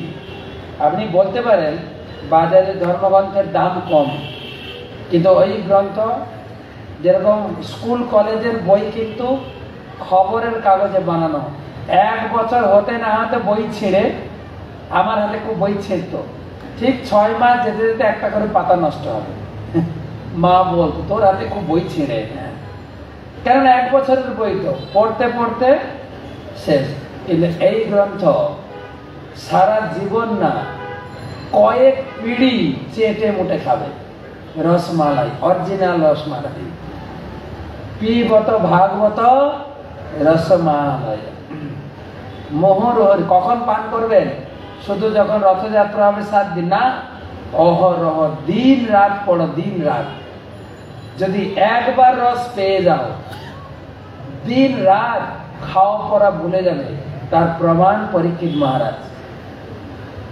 পরীক্ষিত মহারাজ তিনি পয়োপবেশন করেছিলেন যে জল খাওয়া নিয়ে আমি অভিশপ্ত হয়েছি, জল পর্যন্ত খাবো না। গুরুদেবের সুখদেব গোস্বামীর কাছে বসলেন ভাগবত শুনতে। খাওয়া পড়া ঘুমানো সব বন্ধ। 1-2 দিন ক্লাস শুনেছেন, ক্লাস বন্ধ করে দিয়েছেন। তখন ধরপড় করে পরীক্ষিত মহারাজ উঠে দাঁড়িয়ে, গুরুদেব প্রবচন বন্ধ করলেন কেন? বলছে, বেচারা তুমি 2 দিন খাওনি, ঘুমাওনি, কিছু পান করনি, দুবলা পাতলা হয়ে যাচ্ছ নাকি? বলছে, গুরুদেব কি যে বলেন, আপনি জানেন আমার উপরে একটা বড় আশীর্বাদ আছে, যেটা জীবনে কারোর ভাগ্যে হয়নি। আশীর্বাদ? হ্যাঁ গো গুরুদেব, যা হোক আমি খাচ্ছি না, পান করছি না, গ্যাস্ট্রিক অ্যালসার হয়ে যা কিছু হোক 7 দিনের ভিতরে মরবো না। যদি মৃত্যু হবে কবে মরবো? 7 দিন পরে। বড় আশীর্বাদ হচ্ছে আমার উপরে। আপনি পাঠ করুন, কিচ্ছু হবে না, পাঠ করুন। আর গুরুদেব আরেকটা কথা বলি, আপনার মুখ থেকে অমৃত পান করছি, কথামৃত, রসমালাই কথামৃত। আচ্ছা গুরুদেব, কেউ যদি অমৃত খায় তাকে আবার ভাত জল খেতে হবে? গুরুদেব আপনি তো বিদ্যা, কেউ যদি অমৃত পান করে তাকে ভাত ডাল জল খেতে হবে? আপনি অমৃত পান করাচ্ছেন, আমি উজ্জীবিত হচ্ছি, পান করান, পান করান, বন্ধ করবেন না, টাইম খুব শর্ট, মাত্র 7 দিন। এই হচ্ছে খাওয়া পড়া ভুলে গেছিলেন, রসমালাই অহরহ পান করা। সেই জন্য জীবনের একমাত্র বন্ধু হচ্ছে ভাগবতম। সনাতন গোস্বামী, ষড় গোস্বামীর অন্যতম, সনাতন গোস্বামী সব থেকে বড়। রূপ গোস্বামীর বড় ভাই সনাতন গোস্বামী, কিন্তু রূপ গোস্বামী ভক্তিতে একটু এগিয়ে ছিলেন বলে রূপের নামটা আগে বলায়, শ্রীরূপ শ্রী সনাতন, কিন্তু সনাতন বড়। সনাতন গোস্বামী একদিন ভাগবতমকে হাতে নিয়ে বলছেন, মদেক বন্ধু মত সঙ্গীন, মত গুরু মত মহাধন, মত নিস্তারক মত ভাগ্য, মদানন্দ নমস্তুতে। হে ভাগবতম, তুমি আমার একমাত্র বন্ধু, মদ এক বন্ধু। জীবনের আমাদের অনেক বন্ধু আমরা পেয়েছি। প্রাইমারি স্কুলে অনেক বন্ধু ছিল, যখন আমি হাই স্কুলে গেছি প্রাইমারি স্কুলে বন্ধুরা গেছে, নতুন বন্ধু হইল। কলেজে গেছি, হাই স্কুলের বন্ধুরা গেছে, এখন কলেজের নতুন বন্ধু। ইউনিভার্সিটি, তারপরে সংসার জীবনে প্রবেশ করেছি, সব পড়াশোনার বন্ধুরা গেছে। বন্ধু আসে আর যায়, কিন্তু প্রকৃত বন্ধুকে, প্রকৃত বন্ধু প্রতিদিন আমরা গান গাই, প্রতিদিন আমরা গান গাই, তোমারে লইতে আমি হইনু অবতার। মহাপ্রভু বলছেন, তোমারে লইতে আমি হইনু অবতার। তারপরে আমি বিনা বন্ধু আর কে আছে তোমার? একমাত্র বন্ধু হচ্ছে আমি। ভগবান দাবি করছেন, আর তোমার কেউ বন্ধু নাই দুনিয়ায়। বন্ধু আছে কখন? যখন তোমার টাকা পয়সা থাকে। টাকা পয়সা যখন থাকে, তোমার কত সম্মান, স্টেজে উঠে তোমার নাম গাইলে। আর যখন তোমার টাকা পয়সা থাকে না, তোমার নামটা নিতেও লজ্জা বোধ করে। ঠিক কিনা বলুন তো? হ্যাঁ, আপনি কোন বাড়ির ছেলে? আপনার বাবা যদি খুব গরিব হয়, আপনার বাবার নাম বলবে না, হয়তো দাদুর নাম বলবে, হয়তো মামার নাম। আমি অমুকের ভাগ না, কেন? অমুক লোকের টাকা আছে, বাবার নামই নেয় না লোকে। জানেন এগুলো? গরিব লোক। সুতরাং বন্ধু টাকার সঙ্গে, টাকা ফুরিয়ে গেলে বাস। কিন্তু প্রকৃত বন্ধুকে ভগবান। আমরা কুমিরাতে একটা কাহিনী শুনিয়েছিলাম, শোনাবো? জগন্নাথের এক বন্ধু ছিলেন, জগন্নাথের রথযাত্রা চলছে। একজন ভক্তের নাম ছিল, পুরী থেকে প্রায় 120 কিলোমিটার দূরে থাকতো, যাজপুরে থাকতো, যাজপুর। তার নাম ছিল বন্ধু মহান্তি, নামটা মনে রাখবেন, বন্ধু মহান্তি, যাজপুরে থাকতো। তো সে খুব পরম ভক্ত জগন্নাথের। কিন্তু খুব গরিব ব্রাহ্মণ, এক ছেলে দুই মেয়ে, স্ত্রী, টোটাল 5 জন নিয়ে সংসার। প্রতিদিন ভিক্ষা করে, প্রতিদিনের ভিক্ষায় সংসার চলে। আর অত্যন্ত উদার, সরল এবং সঞ্চয় করে না। যা ভিক্ষা করে আনে, দিন যদি চলে বেশি হয়ে যায়, কালকে ভিক্ষা করতে যাবে না। আর যেখানে ভাগবত পাঠ হয়, যেখানে হরিনাম কীর্তন হয়, ভিক্ষা করতে গিয়ে ওখানেই বসে পড়ে। ভাগবত পাঠ শুনে হরিনাম করে তার খুব আনন্দ লাগে। সাধু সঙ্গ করা এইসব করতো, সবসময় সত্য কথা বলতো, সত্যবাদী, এইভাবে চলতো। ভিক্ষা করে জীবিকা নির্বাহ করে। এক সময় তার সেই এরিয়ায় খরা হয়ে যায়, প্রায় বছর খানিক ভালো করে বৃষ্টি হয়নি। বৃষ্টি হয়নি মানে ফসল হচ্ছে না। ভিক্ষা করতে গিয়ে নিজের বাড়িতে তো কিছু নেই, লোককে দেবে কি? ভিক্ষা পায় না, কয়েকদিন ভিক্ষা পাননি। স্ত্রী কেঁদে কেঁদে বলছে, ওগো বাচ্চা ছেলেগুলো যে মারা যাবে না খেয়ে, কি করে বাঁচাবো? তোমার কি কোনো পরিচিত কেউ বন্ধু নেই এই সময় একটু আমাদের আশ্রয় দিতে পারে? বন্ধু মহান্ত বলছে, সেরকম কেউ নেই। তবে হ্যাঁ, একজন আমার বন্ধু আছে, সে থাকে পুরীতে, এখান থেকে অনেক দূর, পুরীতে থাকে। কি তার কাছে যাব কি করে? অনেকটা দূর। তার স্ত্রী শুনে বলছেন, যাই হোক আমাদের যেতে হবে তো, এখানে থাকলে এমনি মারা যাবো, তাই হাঁটা, আমরা চলো হেঁটে যাই, যদি রাস্তায় মরে যাই ভালো, নাহলে বন্ধুর বাড়িতে পৌঁছাবো, সেটা আশ্রয় দিতে পারো। বুঝে হ্যাঁ, আমার বন্ধু খুব বড় ধনী লোক, সে তার কাছে যে যায় সবাইকে আশ্রয় দেয়। বলে চলো চলো, আমি একটা ছেলেকে নেব, তুমি একটা ছেলে নেবে, আর বড় ছেলেটা বড় হয়ে গেছে, হেঁটে হেঁটে যাবে, আমরা হেঁটে হেঁটে যাই। বন্ধু মহান্তি খুব খুশি হয়েছেন। কার কাছে যাচ্ছেন? বন্ধুর কাছে, বন্ধুর সঙ্গে দেখা হবে। তার স্ত্রী জানে না বন্ধুকে, স্বামীর বন্ধু হচ্ছে কে? জগন্নাথ। স্ত্রী তো জানে না বন্ধুর বাড়ি যাচ্ছি। 4 দিন হেঁটে হেঁটে পুরীতে পৌঁছেছেন। তো গেটে দেখছেন প্রচুর ভিড়, ঢোকা যাচ্ছে না। তখন বন্ধু মহান্তের স্ত্রীকে বলছেন, আজকে বন্ধুর বাড়িতে প্রচুর ভিড়, আজকে বন্ধুর বাড়িতে যাব না, আজকে এখানে অপেক্ষা করি। বলছে, আরে 4 দিন খাইনি, হ্যাঁ আমরা তবু বেঁচে যাবে, বাচ্চাগুলো তো মারা যাবে, খাবো কি? কিন্তু খাওয়ার ব্যবস্থা করো। তো বলছে ঠিক আছে, এইখানে আমরা থাকবো উঠোনটায়, হ্যাঁ, যে দেওয়াল তোলা আছে দেওয়ালের পাশে, ওখানে থাকবো। আর আপনার রান্না করেন, ভাত রান্না করে, মাঠ ঝাড়েন না, মাঠ। আগে তো মার কাকে খাওয়ানো, তো গাইকে গরুকে খাওয়ানো, তো এখন তো গাই গরু কিছু নেই। আমরা আমাদের থাকার জায়গা নেই, সেজে গুজে একটু ফ্ল্যাট বাসায় থাকি, গাই রাখবো কোথায়? তাই ফ্যানটা ছেড়ে দিয়ে ড্রেনে ভেসে যায়, তাই না? তো জগন্নাথ মন্দিরে কিচেনের ফ্যান ভেসে যাচ্ছে। যেটা কাজ করি না, আজকে এই ফ্যানটা তুলে খেয়ে নিই, মোটামুটি ক্ষুধাটা একটু নিবৃত্তি করি, এখানে ঘুমিয়ে পড়ি, কালকে একটু ভিড় কম হলে বন্ধুর বাড়িতে যাব। বলছে না, বন্ধুর বাড়ি যাবে তো ভিড় বাড়ে কি? বলছে দেখো, অনেক বড় বড় ভিআইপি এসছে, বন্ধু সব ভিআইপিদের আজকে দেখাশোনা করবে, আমাদের মতো লোককে আজকে বন্ধু পাত্তা দেবে না, তুমি একটু শান্ত হয়ে থাকো। তবে সেই ড্রেন থেকে ভাতের ফ্যান তুলে খেয়ে সেই 5 জন, 3 ছেলে মেয়ে, স্বামী স্ত্রী ঘুমিয়েছে।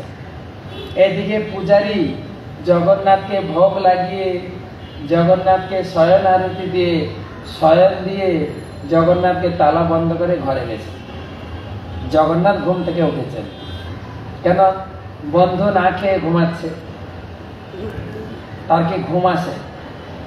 ঘুম থেকে উঠেছেন, নিজে নিজে তালা খুলেছেন, ভোগ ভান্ডারে ঢুকেছেন, দিয়ে নিজের সোনার থালাটা নিয়েছেন, নিজের প্লেট যেটাতে ভোগ লাগানো হয়, থালাটা নিয়ে ভান্ডারে যত ভালো ভালো খাবার ছিল নিয়েছেন, ভালো থালা ভর্তি করেছেন, দিয়ে গেটের বাইরে ব্রাহ্মণ সেজে গেছেন। একটা ব্রাহ্মণ সেজে ভোগের থালা নিয়ে ডাকছেন, ও বন্ধু মহান্তি বলুন। ও বন্ধু মহান্তি, জোরে, বন্ধু মহান্তি, বন্ধু মহান্তি, বন্ধু, ও বন্ধু। দেখেন, সে ভগবানকে বন্ধু বলে ডেকেছে, ভগবান কি বলে ডাকছেন? বন্ধু, ও বন্ধু। তার ঘুম ভেঙে গেছে। বন্ধু মহান্তি, বন্ধু মহান্তি, আমার নাম তো বন্ধু মহান্তি, কিন্তু এখানে তো কেউ আমাকে চেনে না, আমি তো নতুন এসেছি। আমার মনে বন্ধু মহান্তি আরো কারো মনে নাম আছে, একটা নাম দু তিন জনের হয় কিনা, অন্য কাউকে ডাকছেন, আবার ঘুমিয়ে পড়েছে। তখন সেই ব্রাহ্মণ ডাকছে, আরে যাজপুরের বন্ধু মহান্তি, যাজপুর থেকে এসছে বন্ধু মহান্তি, বন্ধু মহান্তি। তো তো বন্ধু মা, আরে যাজপুরের বন্ধু, আমি তো যাজপুরের বন্ধু মহান্তি। ঘুম থেকে উঠেছে। আমি এই বই থেকে কাহিনীটা বলছি, আজকে রাস্তায় যখন চলছিলাম পড়ছিলাম কাহিনী, সেইটা মনে পড়ে। বন্ধু মহান্তি তখন উঠেছেন, দাঁড়িয়েছে, আমাকে আপনি ডাকছেন? বলে, হ্যাঁ, না খেয়ে দিয়ে ঘুমিয়ে আছো, তোমার জন্য খাবার নিয়ে এসছি, সবাইকে তুলো, বসে আচ্ছা করে খাওয়া দাওয়া করো। খুব খুশি হয়ে গেছেন, সোনার থালাতে ভালো ভালো খাবার, সবাইকে উঠো উঠো উঠো উঠো উঠো, খাবার এসছে, উঠো উঠো উঠো, সবাইকে বসিয়ে খাইয়েছি। আর এত দিনের ক্ষুধা, ক্ষুধা থাকলে খাওয়ার খুব টেস্ট লাগে, ক্ষুধা না থাকলে টেস্ট লাগে না, আর ঘরে ঝগড়া করি।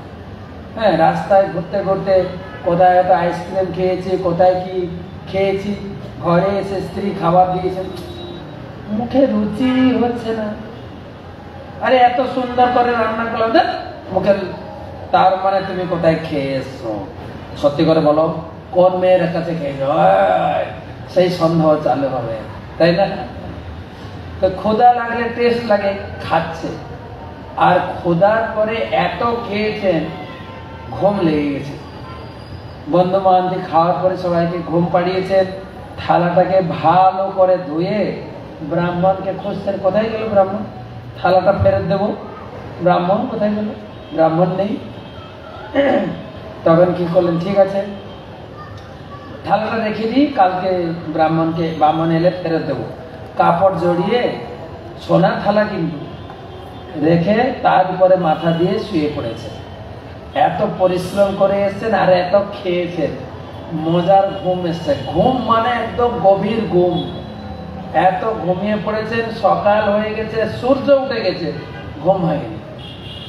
এদিকে জগন্নাথের মন্দির খোলা হয়েছে, মঙ্গল আরতি হয়েছে, এবারে ভোগ লাগানো হবে। হ্যাঁ, কিচেন রুমে ভান্ডার ঘরে গেছেন, থালা নিয়ে ভোগ সাজাবেন, থালা নেই, সোনার থালা, থালা নেই।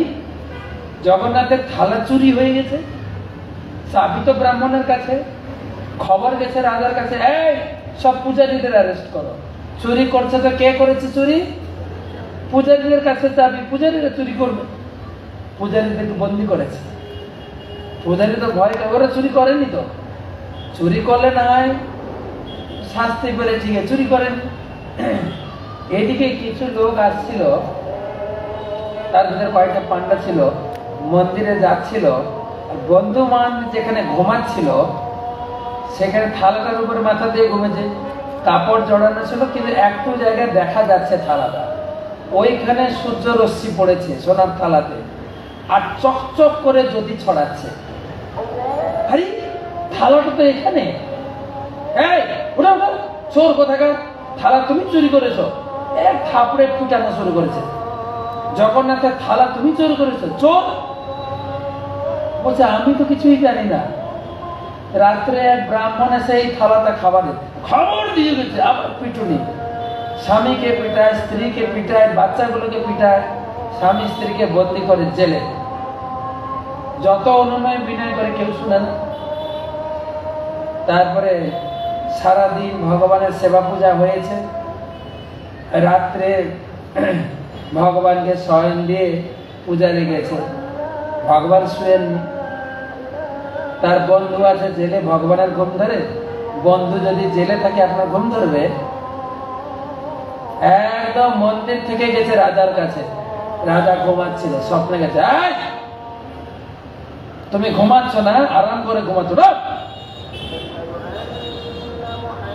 সব ধর্মণ করে দেখে জগন্নাথ সামনে।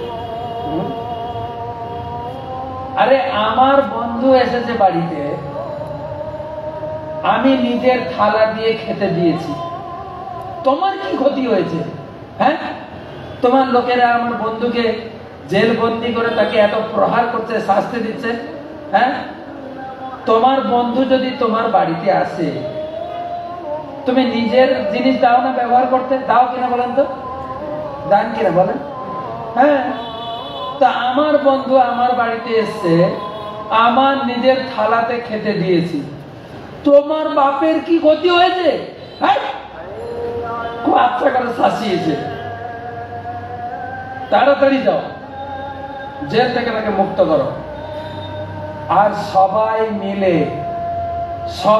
মিলে তার চরণে ক্ষমা চাও, না হলে কিন্তু আমি ছাড়বো না তোমাদের। রাজা তো ভয়ে কাঁপতে কাঁপতে ঘুম থেকে উঠে ঘোড়া ছুটিয়ে ছুটিয়ে মন্দিরে এসে জেল খুলে তার চরণে একদম দণ্ডাবধ হয়ে পড়েছে, ক্ষমা করে দিন, কান্নাকাটি শুরু করেছে। আর তাকে সবকে ডেকেছেন ক্ষমা চাওয়া সবাই, তাকে অভিষেক করেছেন দুধ দিয়ে জল দিয়ে, হাতির উপরে চড়িয়েছেন, পাগড়ি বেঁধিয়েছেন, সোনার বস্ত্র পরিয়ে পুরো রাজ্যে ঘুরিয়েছেন। বন্ধু মহান্তি কি, বন্ধু মহান্তির জয় দিয়ে জগন্নাথ বললেন, শুধু জেল থেকে মুক্ত করবে তাই না, এখন থেকে তুমি যেরকম আমার সেবা করছো, আমার বন্ধু মানে আমার মতোই, আমার বন্ধু মানে আমার মতোই, তার সমস্ত কিছু দেখাশোনা করা, খাওয়া পড়া ব্যবস্থা সব করবে। রাজা বললেন, জগন্নাথকে বন্ধুরূপে স্বীকার করে। আর সেই জগন্নাথ 3 রূপে প্রকাশিত, নাম রূপে, ভাগবতম রূপে আর জগন্নাথ রূপে। তাই সনাতন গোস্বামী বলছেন, মদ এক বন্ধু, তুমি আমার একমাত্র বন্ধু। এখানে জগন্নাথ মন্দির আছে নন্দনকাননে, আসুন বন্ধুর সঙ্গে দেখা করতে, যখন খুশি আসুন, শুধু বন্ধু বলে সম্বোধন করবেন। গীতায়ও ভগবান বলেছেন, ভক্তারাম জগত তপসাম সর্বলোক মহেশ্বরম সুহৃদম সর্বভূতান। আমি সকল জীবের সুহৃদ বন্ধু, সবার বন্ধু আমি। তো জগন্নাথ মন্দিরে যাবেন, গিয়ে বলবেন, বন্ধু ভালো আছো তো?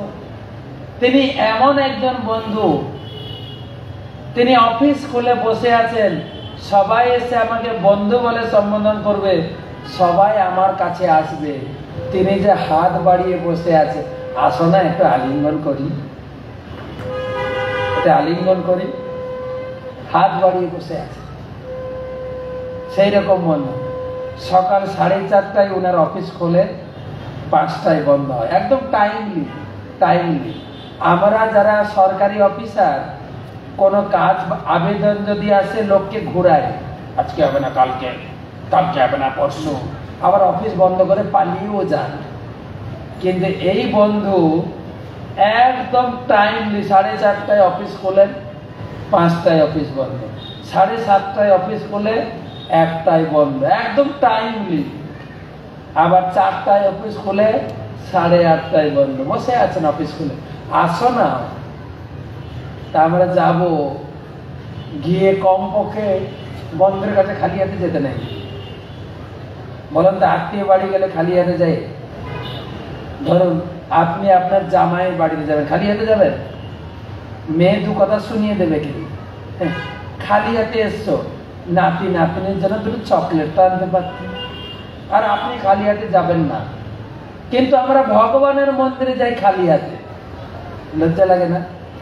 খালি হাতে যেতে নেই, কিছু নিয়ে যাবেন, কমপক্ষে একটা গোলাপ নিয়ে যান, বন্ধু কি বলবো, আই লাভ ইউ, বন্ধু বলে স্বীকার করুন, বন্ধু মা দেখো বন্ধু। তাই ভাগবতমকে হাতে নিয়ে সনাতন গোস্বামী বলছেন, মা দেখো আমার জীবনের একমাত্র বন্ধু। এখন হয়তো আপনার টাকা পয়সা আছে, গায়ে বল আছে, শক্তি আছে, পদ পজিশন আছে, সবাই আপনাকে ডাকে, ও দাদা আমাদের দুর্গা মণ্ডপে আসুন না, দুটো লেকচার দেবেন। কত জায়গায় ক্লাবের অনুষ্ঠানে, পূজা মণ্ডপে আপনাকে ডাকবে, কেন আপনার টাকা আছে, আপনার পদ আছে, আপনার যৌবন আছে। এমন একটা সময় আসবে আপনাকে কেউ ডাকবে না। আপনি যত বড় অফিসার হোক না কেন, যত বড় অফিসার হোক না কেন, ঠিক 60 বছর হয়ে গেলে আপনাকে কোম্পানির লোক ডাকবে, বড় করে অনুষ্ঠান করবেন, দাদা আমাদের কোম্পানিকে কত বড় করেছেন, আমাদের কোম্পানির সুনাম, কোম্পানির ইনকাম দাদা অনেক বাড়িয়েছে, দাদা আপনার কাছে কৃতজ্ঞতা জানাই।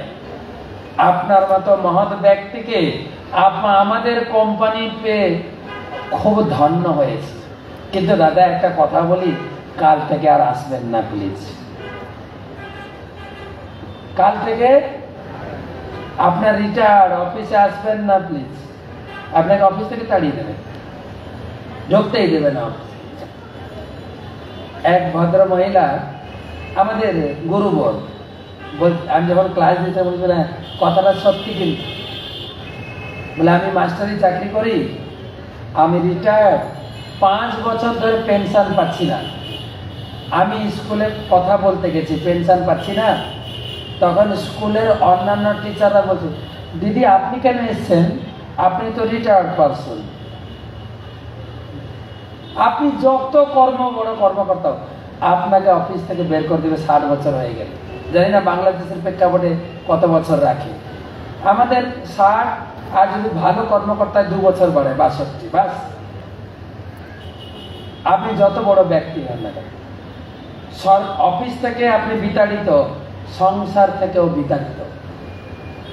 যদি আপনি পুরুষ হয়ে থাকেন, যে স্ত্রীকে এত ভালোবেসে এসছেন, আই লাভ ইউ হ্যাঁ বলে এসছেন, এমনকি আপনি অফিসে থাকলেও আপনাকে ভুলে নাকি মাঝে মাঝে ফোন করে, কি গো সেই সকালে খেয়ে গেছো, জলটা দিয়েছি খেয়েছো তো, আবার কিছুক্ষণের পরে ফোন, দুপুর হয়ে গেছে, সেই সকাল 8টায় খেয়ে গেছে, এখন 2টা বাজে, টিফিনটা খেয়ে নিয়ে তুমি তো ভুলে যাও।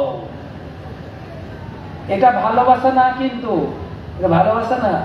স্ত্রী আপনাকে টিউনিং করে, কি গো আমি ঘরে আছি, অন্য কারো পালে পড়ে যেও না, ঠিক আছে তো, মাঝে মাঝে ফোন করে, ঠিক আছে তো, সন্দেহ করে আপনাকে।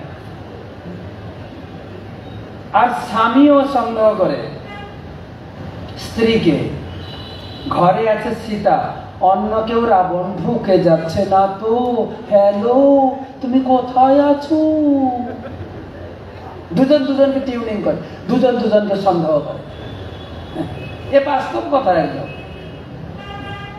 তো সেই স্ত্রী যখন আপনি অফিস থেকে বিতাড়িত, ঘর থেকেও বিতাড়িত, আপনি আপনার স্ত্রীও আই লাভ ইউ বলবে না, বলবে একটাই কথা, বুড়োটা যে কেন মরে না, ওহো,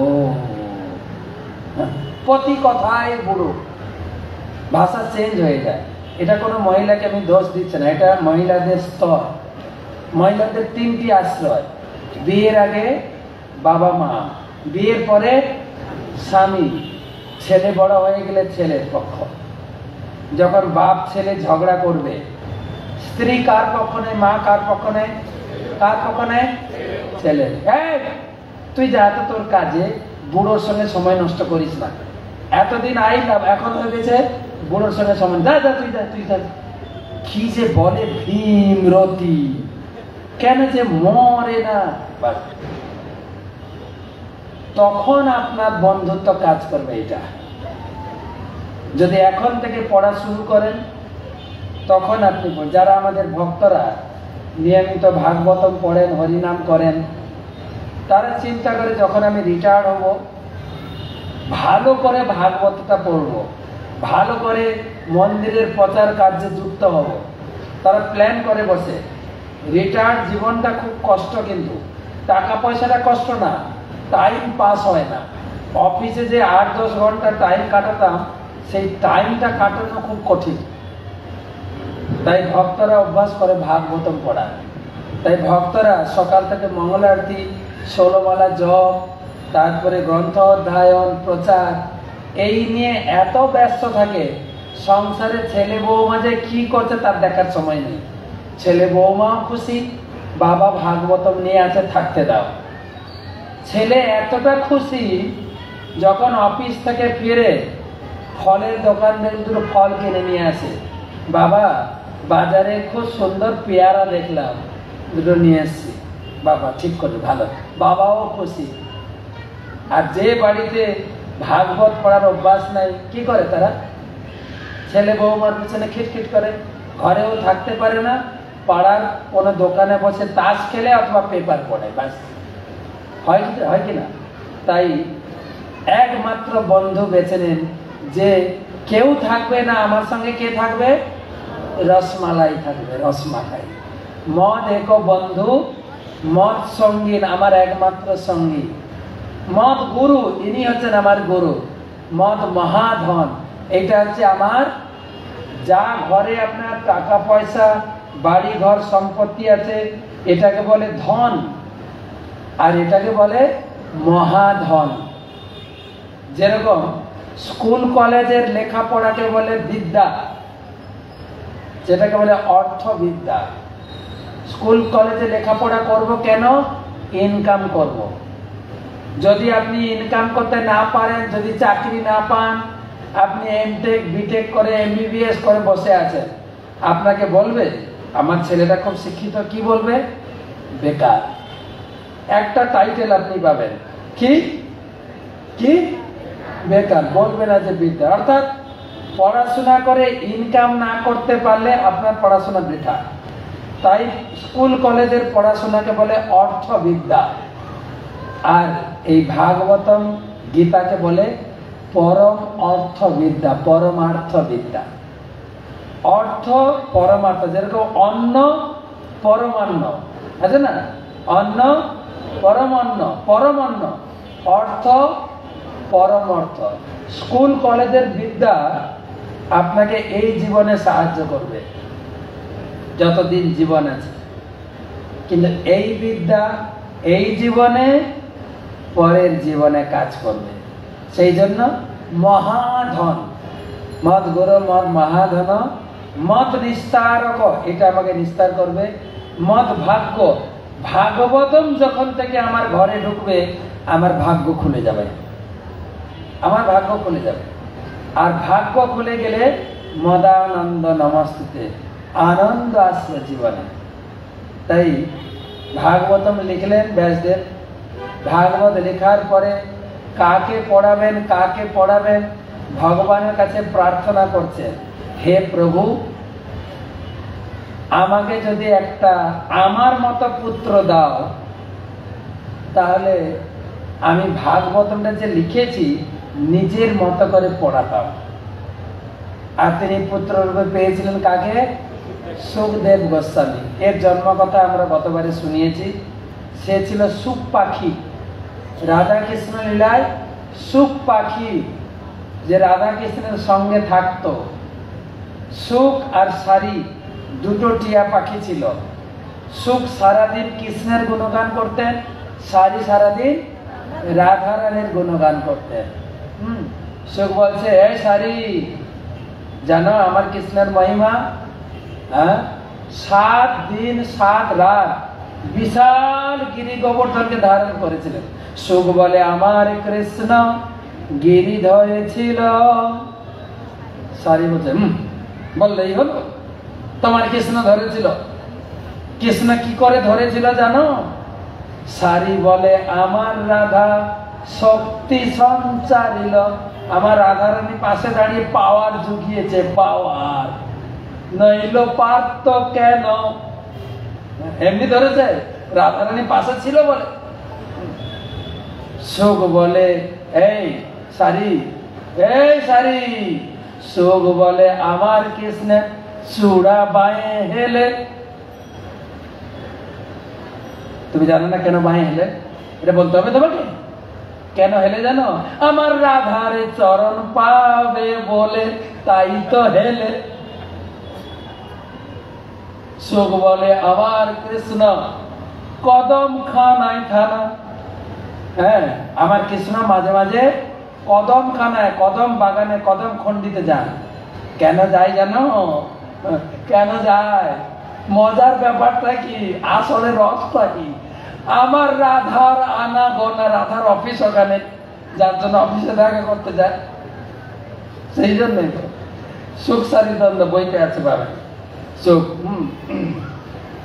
তো সুখ কৃষ্ণের গুণগান করেন, আর রাধার গুণগান সারি। সেই সুখ ব্যাসদেবের পুত্র হয়ে এলেন, তাকে পুরো পড়িয়েছেন, পরীক্ষা নিয়েছেন। তারপরে শ্রোতা লাগবে। কে শ্রোতা? সপ্তম, এই গেল ষষ্ঠ অধ্যায় পর্যন্ত সুখদেবের জন্ম ভাগবতের প্রথম স্কন্ধে। সপ্তম অধ্যায় থেকে 19 অধ্যায় পর্যন্ত পরীক্ষিতকে নিয়ে এলেন, পুরো মহাভারতকে নিয়ে এসছেন। সপ্তম অধ্যায়ে দ্রোণপুত্র দণ্ডিত, মিলিয়ে নেবেন ঘরে গিয়ে প্রথম স্কন্ধ। দ্রোণপুত্র দণ্ডিত, হ্যাঁ, মহাভারতের যুদ্ধ প্রায় সমাপ্ত। আর দুর্যোধন মাঠে গদা, ভীম গদা মেরে তার উরু ভঙ্গ করে দিয়েছেন। সেই উরু ভঙ্গের যন্ত্রণায় চিৎকার করছে। তার 3 বন্ধু, দুর্যোধনের 3 বন্ধু, অশ্বত্থামা, কৃপাচার্য, কৃতবর্মা, বন্ধুর আর্তনাদের চিৎকার শুনছে। শুনে তাদের দয়া হয়ে গেল, বন্ধুটা কি কষ্ট পাচ্ছে। তো বন্ধুকে খুশি করার চিন্তা করে তারা চিন্তা করলেন, আজকে রাত্রেই এই পঞ্চ পাণ্ডবের মাথা কাটবো। কমপক্ষে আমার বন্ধুটা দেখে যাক যে পঞ্চ পাণ্ডবের মৃত্যু হয়েছে। তো তখন প্ল্যান করে শিবিরে ঢুকছেন। আর পঞ্চ পাণ্ডবদের রক্ষাকর্তা, পাণ্ডব প্রাণ, কি নাম? কৃষ্ণ। তিনি তো সব জানেন। রাত্রে যে ক্যাম্পে পাণ্ডবরা ঘুমাতো, সেই ক্যাম্পে ঘুমাতে দেয়নি। কৃষ্ণ কৌতুক করে বলছে, প্রতিদিন একই ঘরে ঘুমাতে ভালো লাগে গো? হ্যাঁ, তোমরা এত যুদ্ধে জিতে গেছো, একটা আইএস করে অন্য ক্যাম্পে ঘুমাও না, ভালো লাগবে। একই ঘরে ঘুমাতে ভালো লাগে বলে কয়ে তাদেরকে নিজের ক্যাম্পে ঘুমাতে না দিয়ে অন্য ক্যাম্পে পাঠিয়ে দিয়েছে। আর এ বেচারা অশ্বত্থামা অন্ধকারে ঘরে ঢুকেছেন। ঢুকে 5টা লোক শুয়েছিল, একদম তরোয়াল দিয়ে ক্যাচ ক্যাচ করে 5টা গলা কেটে নিয়ে এসছে। 5টা গলা কেটেছে, নিয়ে অন্ধকার রাত্রিতে বন্ধু কে? দুর্যোধন গিয়ে বলছেন, বন্ধু বন্ধু তোমার খুশির জন্য একটা কাজ করেছিল। কি কাজ? পঞ্চ পাণ্ডবের মাথা কেটে নিয়ে এসছে। হ্যাঁ, কি বলো? একটু স্তম্ভিত হয়ে যায়। কি বলো? কৃষ্ণ থাকতে পঞ্চ পাণ্ডবের কেউ কিছু করতে পারবে না। কেন? দুর্যোধন হাড়ে হাড়ে উপলব্ধি করেছে, নিজের গদা দিয়ে কত বাড়ি মেরেছেন ভীমের গায়ে, ভীমের কিছুই হয়। কি বলো? কত পরিকল্পনা ছিল, কত পরিকল্পনা। যখন যুদ্ধ শুরু হবে তখন মার কাছে গেছে দুর্যোধন আশীর্বাদ চাই। মার নাম গান্ধারী, সতী নারী ছিলেন, সতীত্ব প্রদর্শন করেছেন। তার স্বামী ছিল অন্ধ, তাই নিজের চোখ থাকলে গর্ব হবে। মাঝে মাঝে স্বামীর কিছু কিছু কিছু যদি কিছু কম থাকে, লেখাপড়া কম, শক্তি কম, ইনকাম কম, স্ত্রীরা কথা শুনিয়ে দেয়। সেই জন্য আমার চোখ আছে, স্বামীর চোখ নেই। আমার গর্ব হতে পারে, কখন কটু কথা মুখ থেকে বেরিয়ে যেতে পারে, কানা কথা দেখতে পাও না। এই কটু কথা যাতে মুখ থেকে না বেরোয়, স্বামীর মতো নিজেই অন্ধ হয়ে গেলেন। পুরো জীবনটা চোখে পেটে বেঁধে রাখে। কার জন্য? স্বামী। এত সতীত্ব ছিল, সারাদিন চোখে পটি বেঁধে রাখে, রাত্রে চোখ খুলে স্বামীর সেবা করতেন, সেবা করতেন স্বামী। সতীত্বের শক্তি। ছেলেকে বললেন, তুমি কালকে আসো, কালকে আসো, কিন্তু একটা শর্ত, পুরো উলঙ্গ হয়ে আসবে, গায়ে কিছু কাপড় থাকবে নাকি? হ্যাঁ মা, ঠিক আছে। তো আসছেন, ন্যাংটা হয়ে আসছেন, যুবক ছেলে। সামনে পৌঁছলে কিছু নেই। এ কি গো, আপনি আপনি এ কি উলঙ্গ? ব্যাপার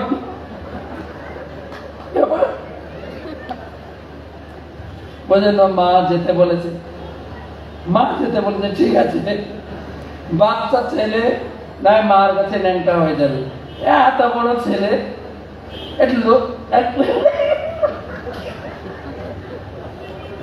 এমন ভাবে বলেছে, কপালে ওইটুকু জায়গায় ঢাকা দিয়ে যা। ও কি করবে বেচারা, ওইটুকু জায়গায় ঢাকা দিয়ে গেছে। ঘরে ঢুকেছেন, বলছেন মা আমি এসেছি, মাত্র কি পটি বাঁধা, মা আমি এসেছি। উলঙ্গ হয়ে এসছো? বলে হ্যাঁ হ্যাঁ উলঙ্গ হয়েছে। মার শক্তি দেখেন, সতীত্বের শক্তি। চোখের পটি খুলেছেন, উপরে তাকিয়েছেন, মাথার উপরে চোখ থেকে জ্যোতি বেরোচ্ছে, পুরো শরীরটাকে লোহার মতো বানিয়ে নামছেন উপর থেকে, একদম মাথা চোখ মুখ সব একদম লোহার মতো বানিয়ে নামছেন।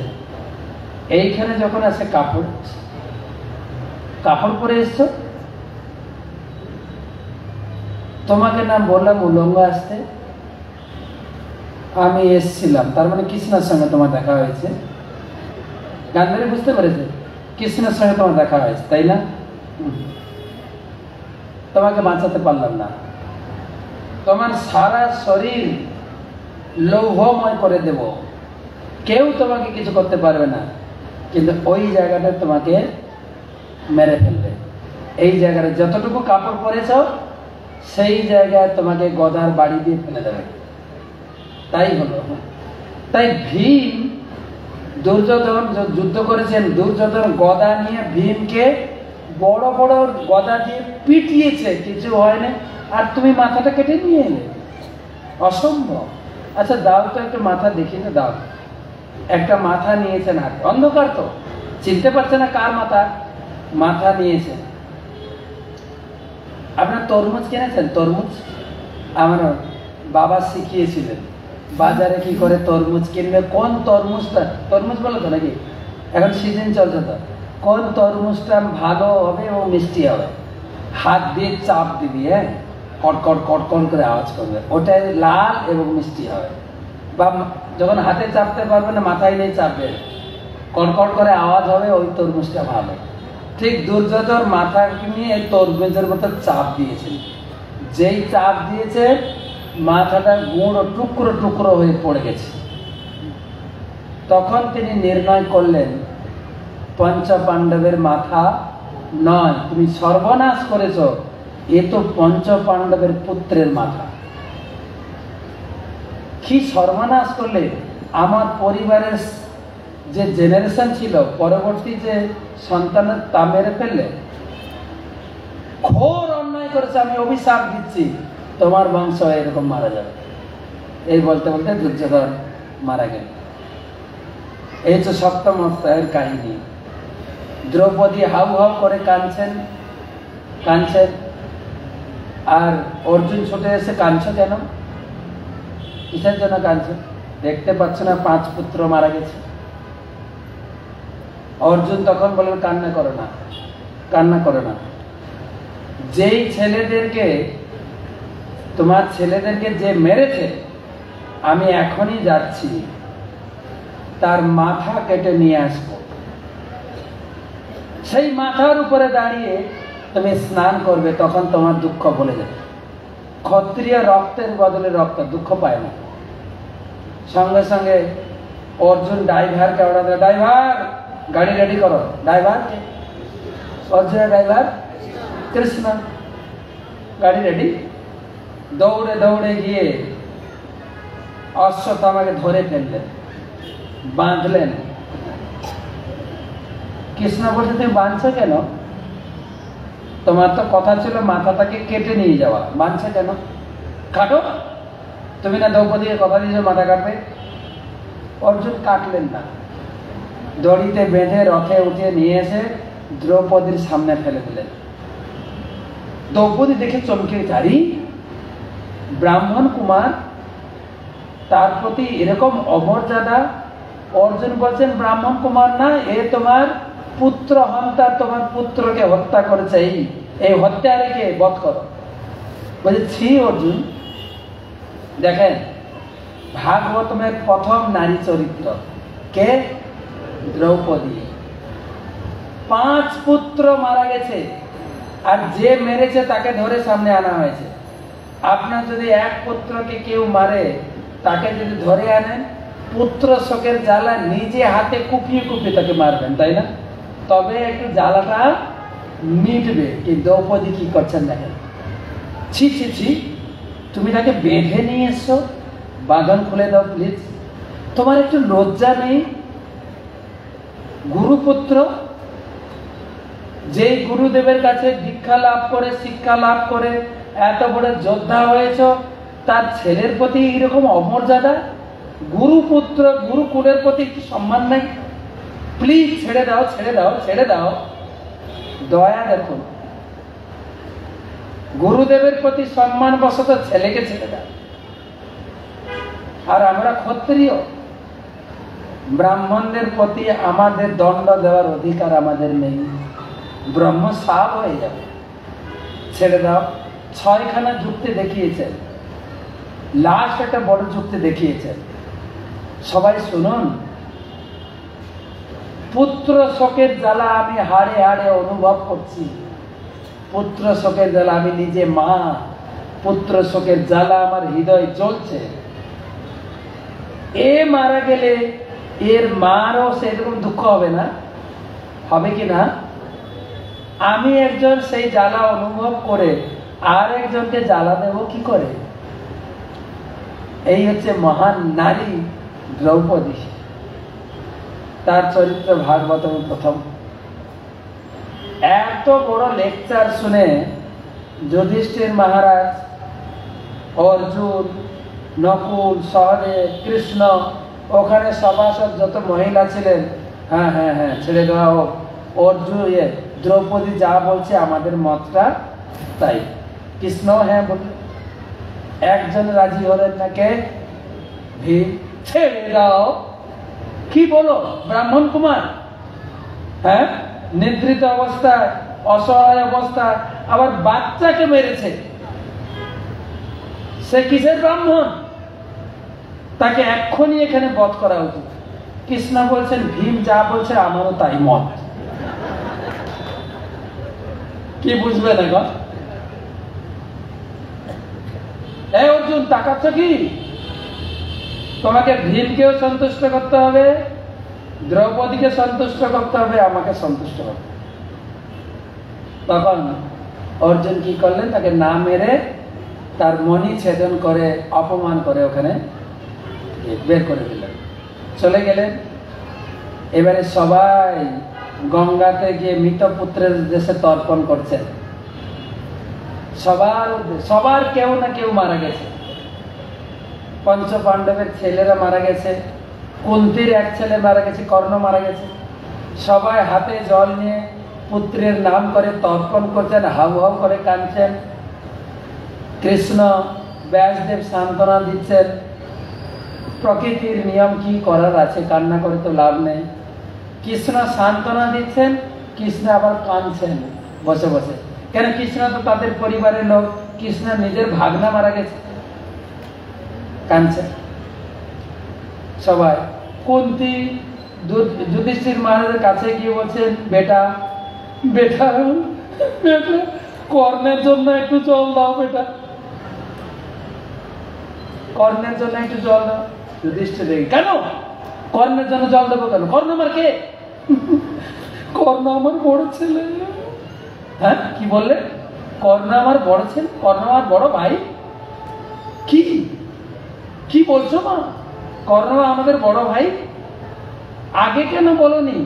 আগে যদি জানতাম তাহলে পুরো রাজ্যটা ওনাকে দিয়ে দিতাম, ওনাকে রাজা করতাম, এত বড় যুদ্ধ হতো না, এত লোক মারা যেত না। তোমার এই কারণে এত বড় যুদ্ধ ঘটেছে। কপটি মা কোথাকার! এত বড় কথা তুমি গোপন রাখলে কি করে? আমি অভিশাপ দিচ্ছি। যুধিষ্ঠির অভিশাপ দিচ্ছেন মাকে, আমি অভিশাপ দিচ্ছি, কোনো কথা এখন থেকে গোপন থাকবে না তোমার। মাকে কেন্দ্র করে সব মায়ের মাতৃজাতিকে অভিশাপ দিয়ে গেছেন যুধিষ্ঠির। মায়েদের কাছে কোনো কথা গোপন থাকে না, খুব সাবধানে চলবে মায়েদের সঙ্গে।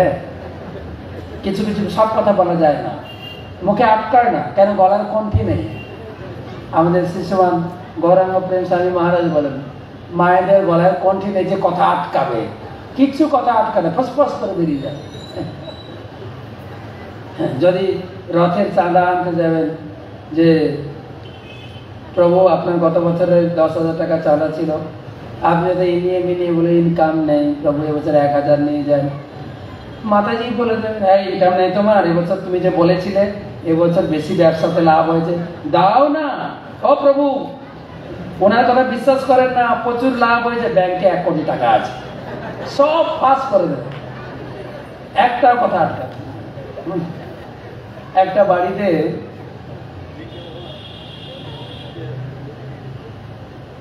এই বর্ষাকালের দিন, বর্ষা হচ্ছে, চালা ঘর ছিল, চাল চুয়ে চুয়ে, প্রথম বর্ষা হলে চাল থেকে জল পড়ে, কিরকম জল? লাল জল, লাল চাল ধুয়ে ধুয়ে লাল জল পড়ে। লাল জল দেখে না লোকটা হাসছে, খুব হাসছে, খুব হাসছে। স্ত্রী আসলে হাসছে কেন? একটা কথা মনে পড়ে গেল, একটা কথা। বলো কি কথা? না তোমাকে বলা যাবে না। কি কথা এমন বলা যাবে না? তুমি আগে বলো, কাউকে বলবে না? বলে হ্যাঁ ঠিক আছে, কাউকে বলো, একটা গোপন কথা, কেউ জানে না, কিন্তু তোমাকে বলছি শুধু, আর কাউকে বলিনি। কাউকে বলবে না কিন্তু? হ্যাঁ বলে হ্যাঁ বলো। আমি না আগে একটা বিয়ে করেছিলাম, তো আমার বউটা খুব কোলাটা ছিল। আমি যখন অফিসে যেতাম আর একটা পুরুষের সঙ্গে মিশত। আমি অনেকবার সাবধান করেছি, শুনেন। আমার একদিন সন্দেহ হলো, অফিস করতে করতে দুপুরে ঘরে চলে এসে, ঘরে এসে দেখি সেই পুরুষটার সঙ্গে রয়েছে ঘরে। আমার মাথায় এত রাগ উঠে গেল, আমি নিজেকে রাগ সংযম করতে পারলাম না, বটিটা হাতে নিয়ে গোলটা কেটে দিয়েছি। আর কেটে এই উঠোনে মাটির গর্ত করে পুঁতে দিয়েছি, কেউ জানে না, কেউ জানে না। তুমি তো কাউকে বলবে না। এবার গলার কণ্ঠ নাই তো। যুধিষ্ঠিরের অভিশাপ। একদিন ঝগড়া বেঁধেছে স্বামী স্ত্রী, ঝগড়া মানে তুমুল ঝগড়া। মনে আছে? ওই কথাটা তোমার ফাঁস করবো আজকে। এই শুনুন, এই লোকটা আগে একটা বিয়ে করেছিলেন, আপনারা জানেন না? সেই বউটা কোথায়? চলুন আমি দেখাবো। এই মাটির গর্ত করে কঙ্কাল এইখানে পুঁতে রেখেছে। পুলিশ এসে তাকে গ্রেপ্তার করে নিয়ে গেল। গলায় আটকাবে না গো, খুব সাবধান একটু। 8ম অধ্যায়। এদিকে তর্পণ টর্পণ হয়ে গেল, ভগবান রথে উঠে বসেছেন, রথে চড়ে যাবেন। এদিকে ভগবানের বিদায় যাত্রাতে বিশাল অনুষ্ঠান হচ্ছে, বিশাল অনুষ্ঠান। ড্রাম বাজছে, সানাই বাজছে, ভগবানকে বিদায় দেওয়া হচ্ছে। ভগবান বড়দেরকে প্রণাম করেছেন, বন্ধুদেরকে আলিঙ্গন করেছেন, ছোটদের প্রণাম নিয়েছেন। রথে চড়ে চলে যাবেন। উত্তরা এসে চরণে পড়লেন, আমার সন্তানকে বাঁচাও। তার সন্তানকে বাঁচালেন। কুন্তী দাঁড়িয়েছিলেন, হাউ হাউ করে কেঁদে ভগবানের গুণগান করতে শুরু করলেন। কৃষ্ণায় বাসুদেবায় দেবকী নন্দনায় চ নন্দ গোপকুমারায় গোবিন্দায় নমো নমঃ। নম পঙ্কজনাভায় নম পঙ্কজমালিনে নম পঙ্কজনেত্রায় নমস্তে পঙ্কজাঙ্গ্রয়ে নমস্তে পুরুষম আদ্যম। শুধু প্রণাম করেই যাচ্ছেন, প্রণাম করেই যাচ্ছেন, প্রণাম করেই যাচ্ছেন। বলছে পিসিমা তুমি কি করছো, কাকে প্রণাম করছো? বলছে তোমাকে। আরে তোমার ভাইপো আমি। বলে এতদিন জানতাম, তুমি ভাইপো না, নমস্তে পুরুষম আদ্য, তুমি হচ্ছে আদি পুরুষ, সবার বাপ। কি বলছো? আগে জানতে না? জানতাম তো, আগে জানতাম তো, বলি নাই, আজকে অভিশাপ লেগে গেছে। আর কথা আটকাচ্ছে না, গড়গড় করে বেরোচ্ছে, বেরিয়ে যাচ্ছে, বেরিয়ে যাচ্ছে। এরপরে কালকে আলোচনা করব। গন্ধরাজ শ্রীমদ ভাগবতম কি। মাত্র প্রথম স্কন্ধের অষ্টম অধ্যায় পর্যন্ত এসেছি। সরি, কালকে ভাগবতম নিয়ে, কালকে মনে হয় নবম স্কন্ধে ঢুকবো। হরি বল।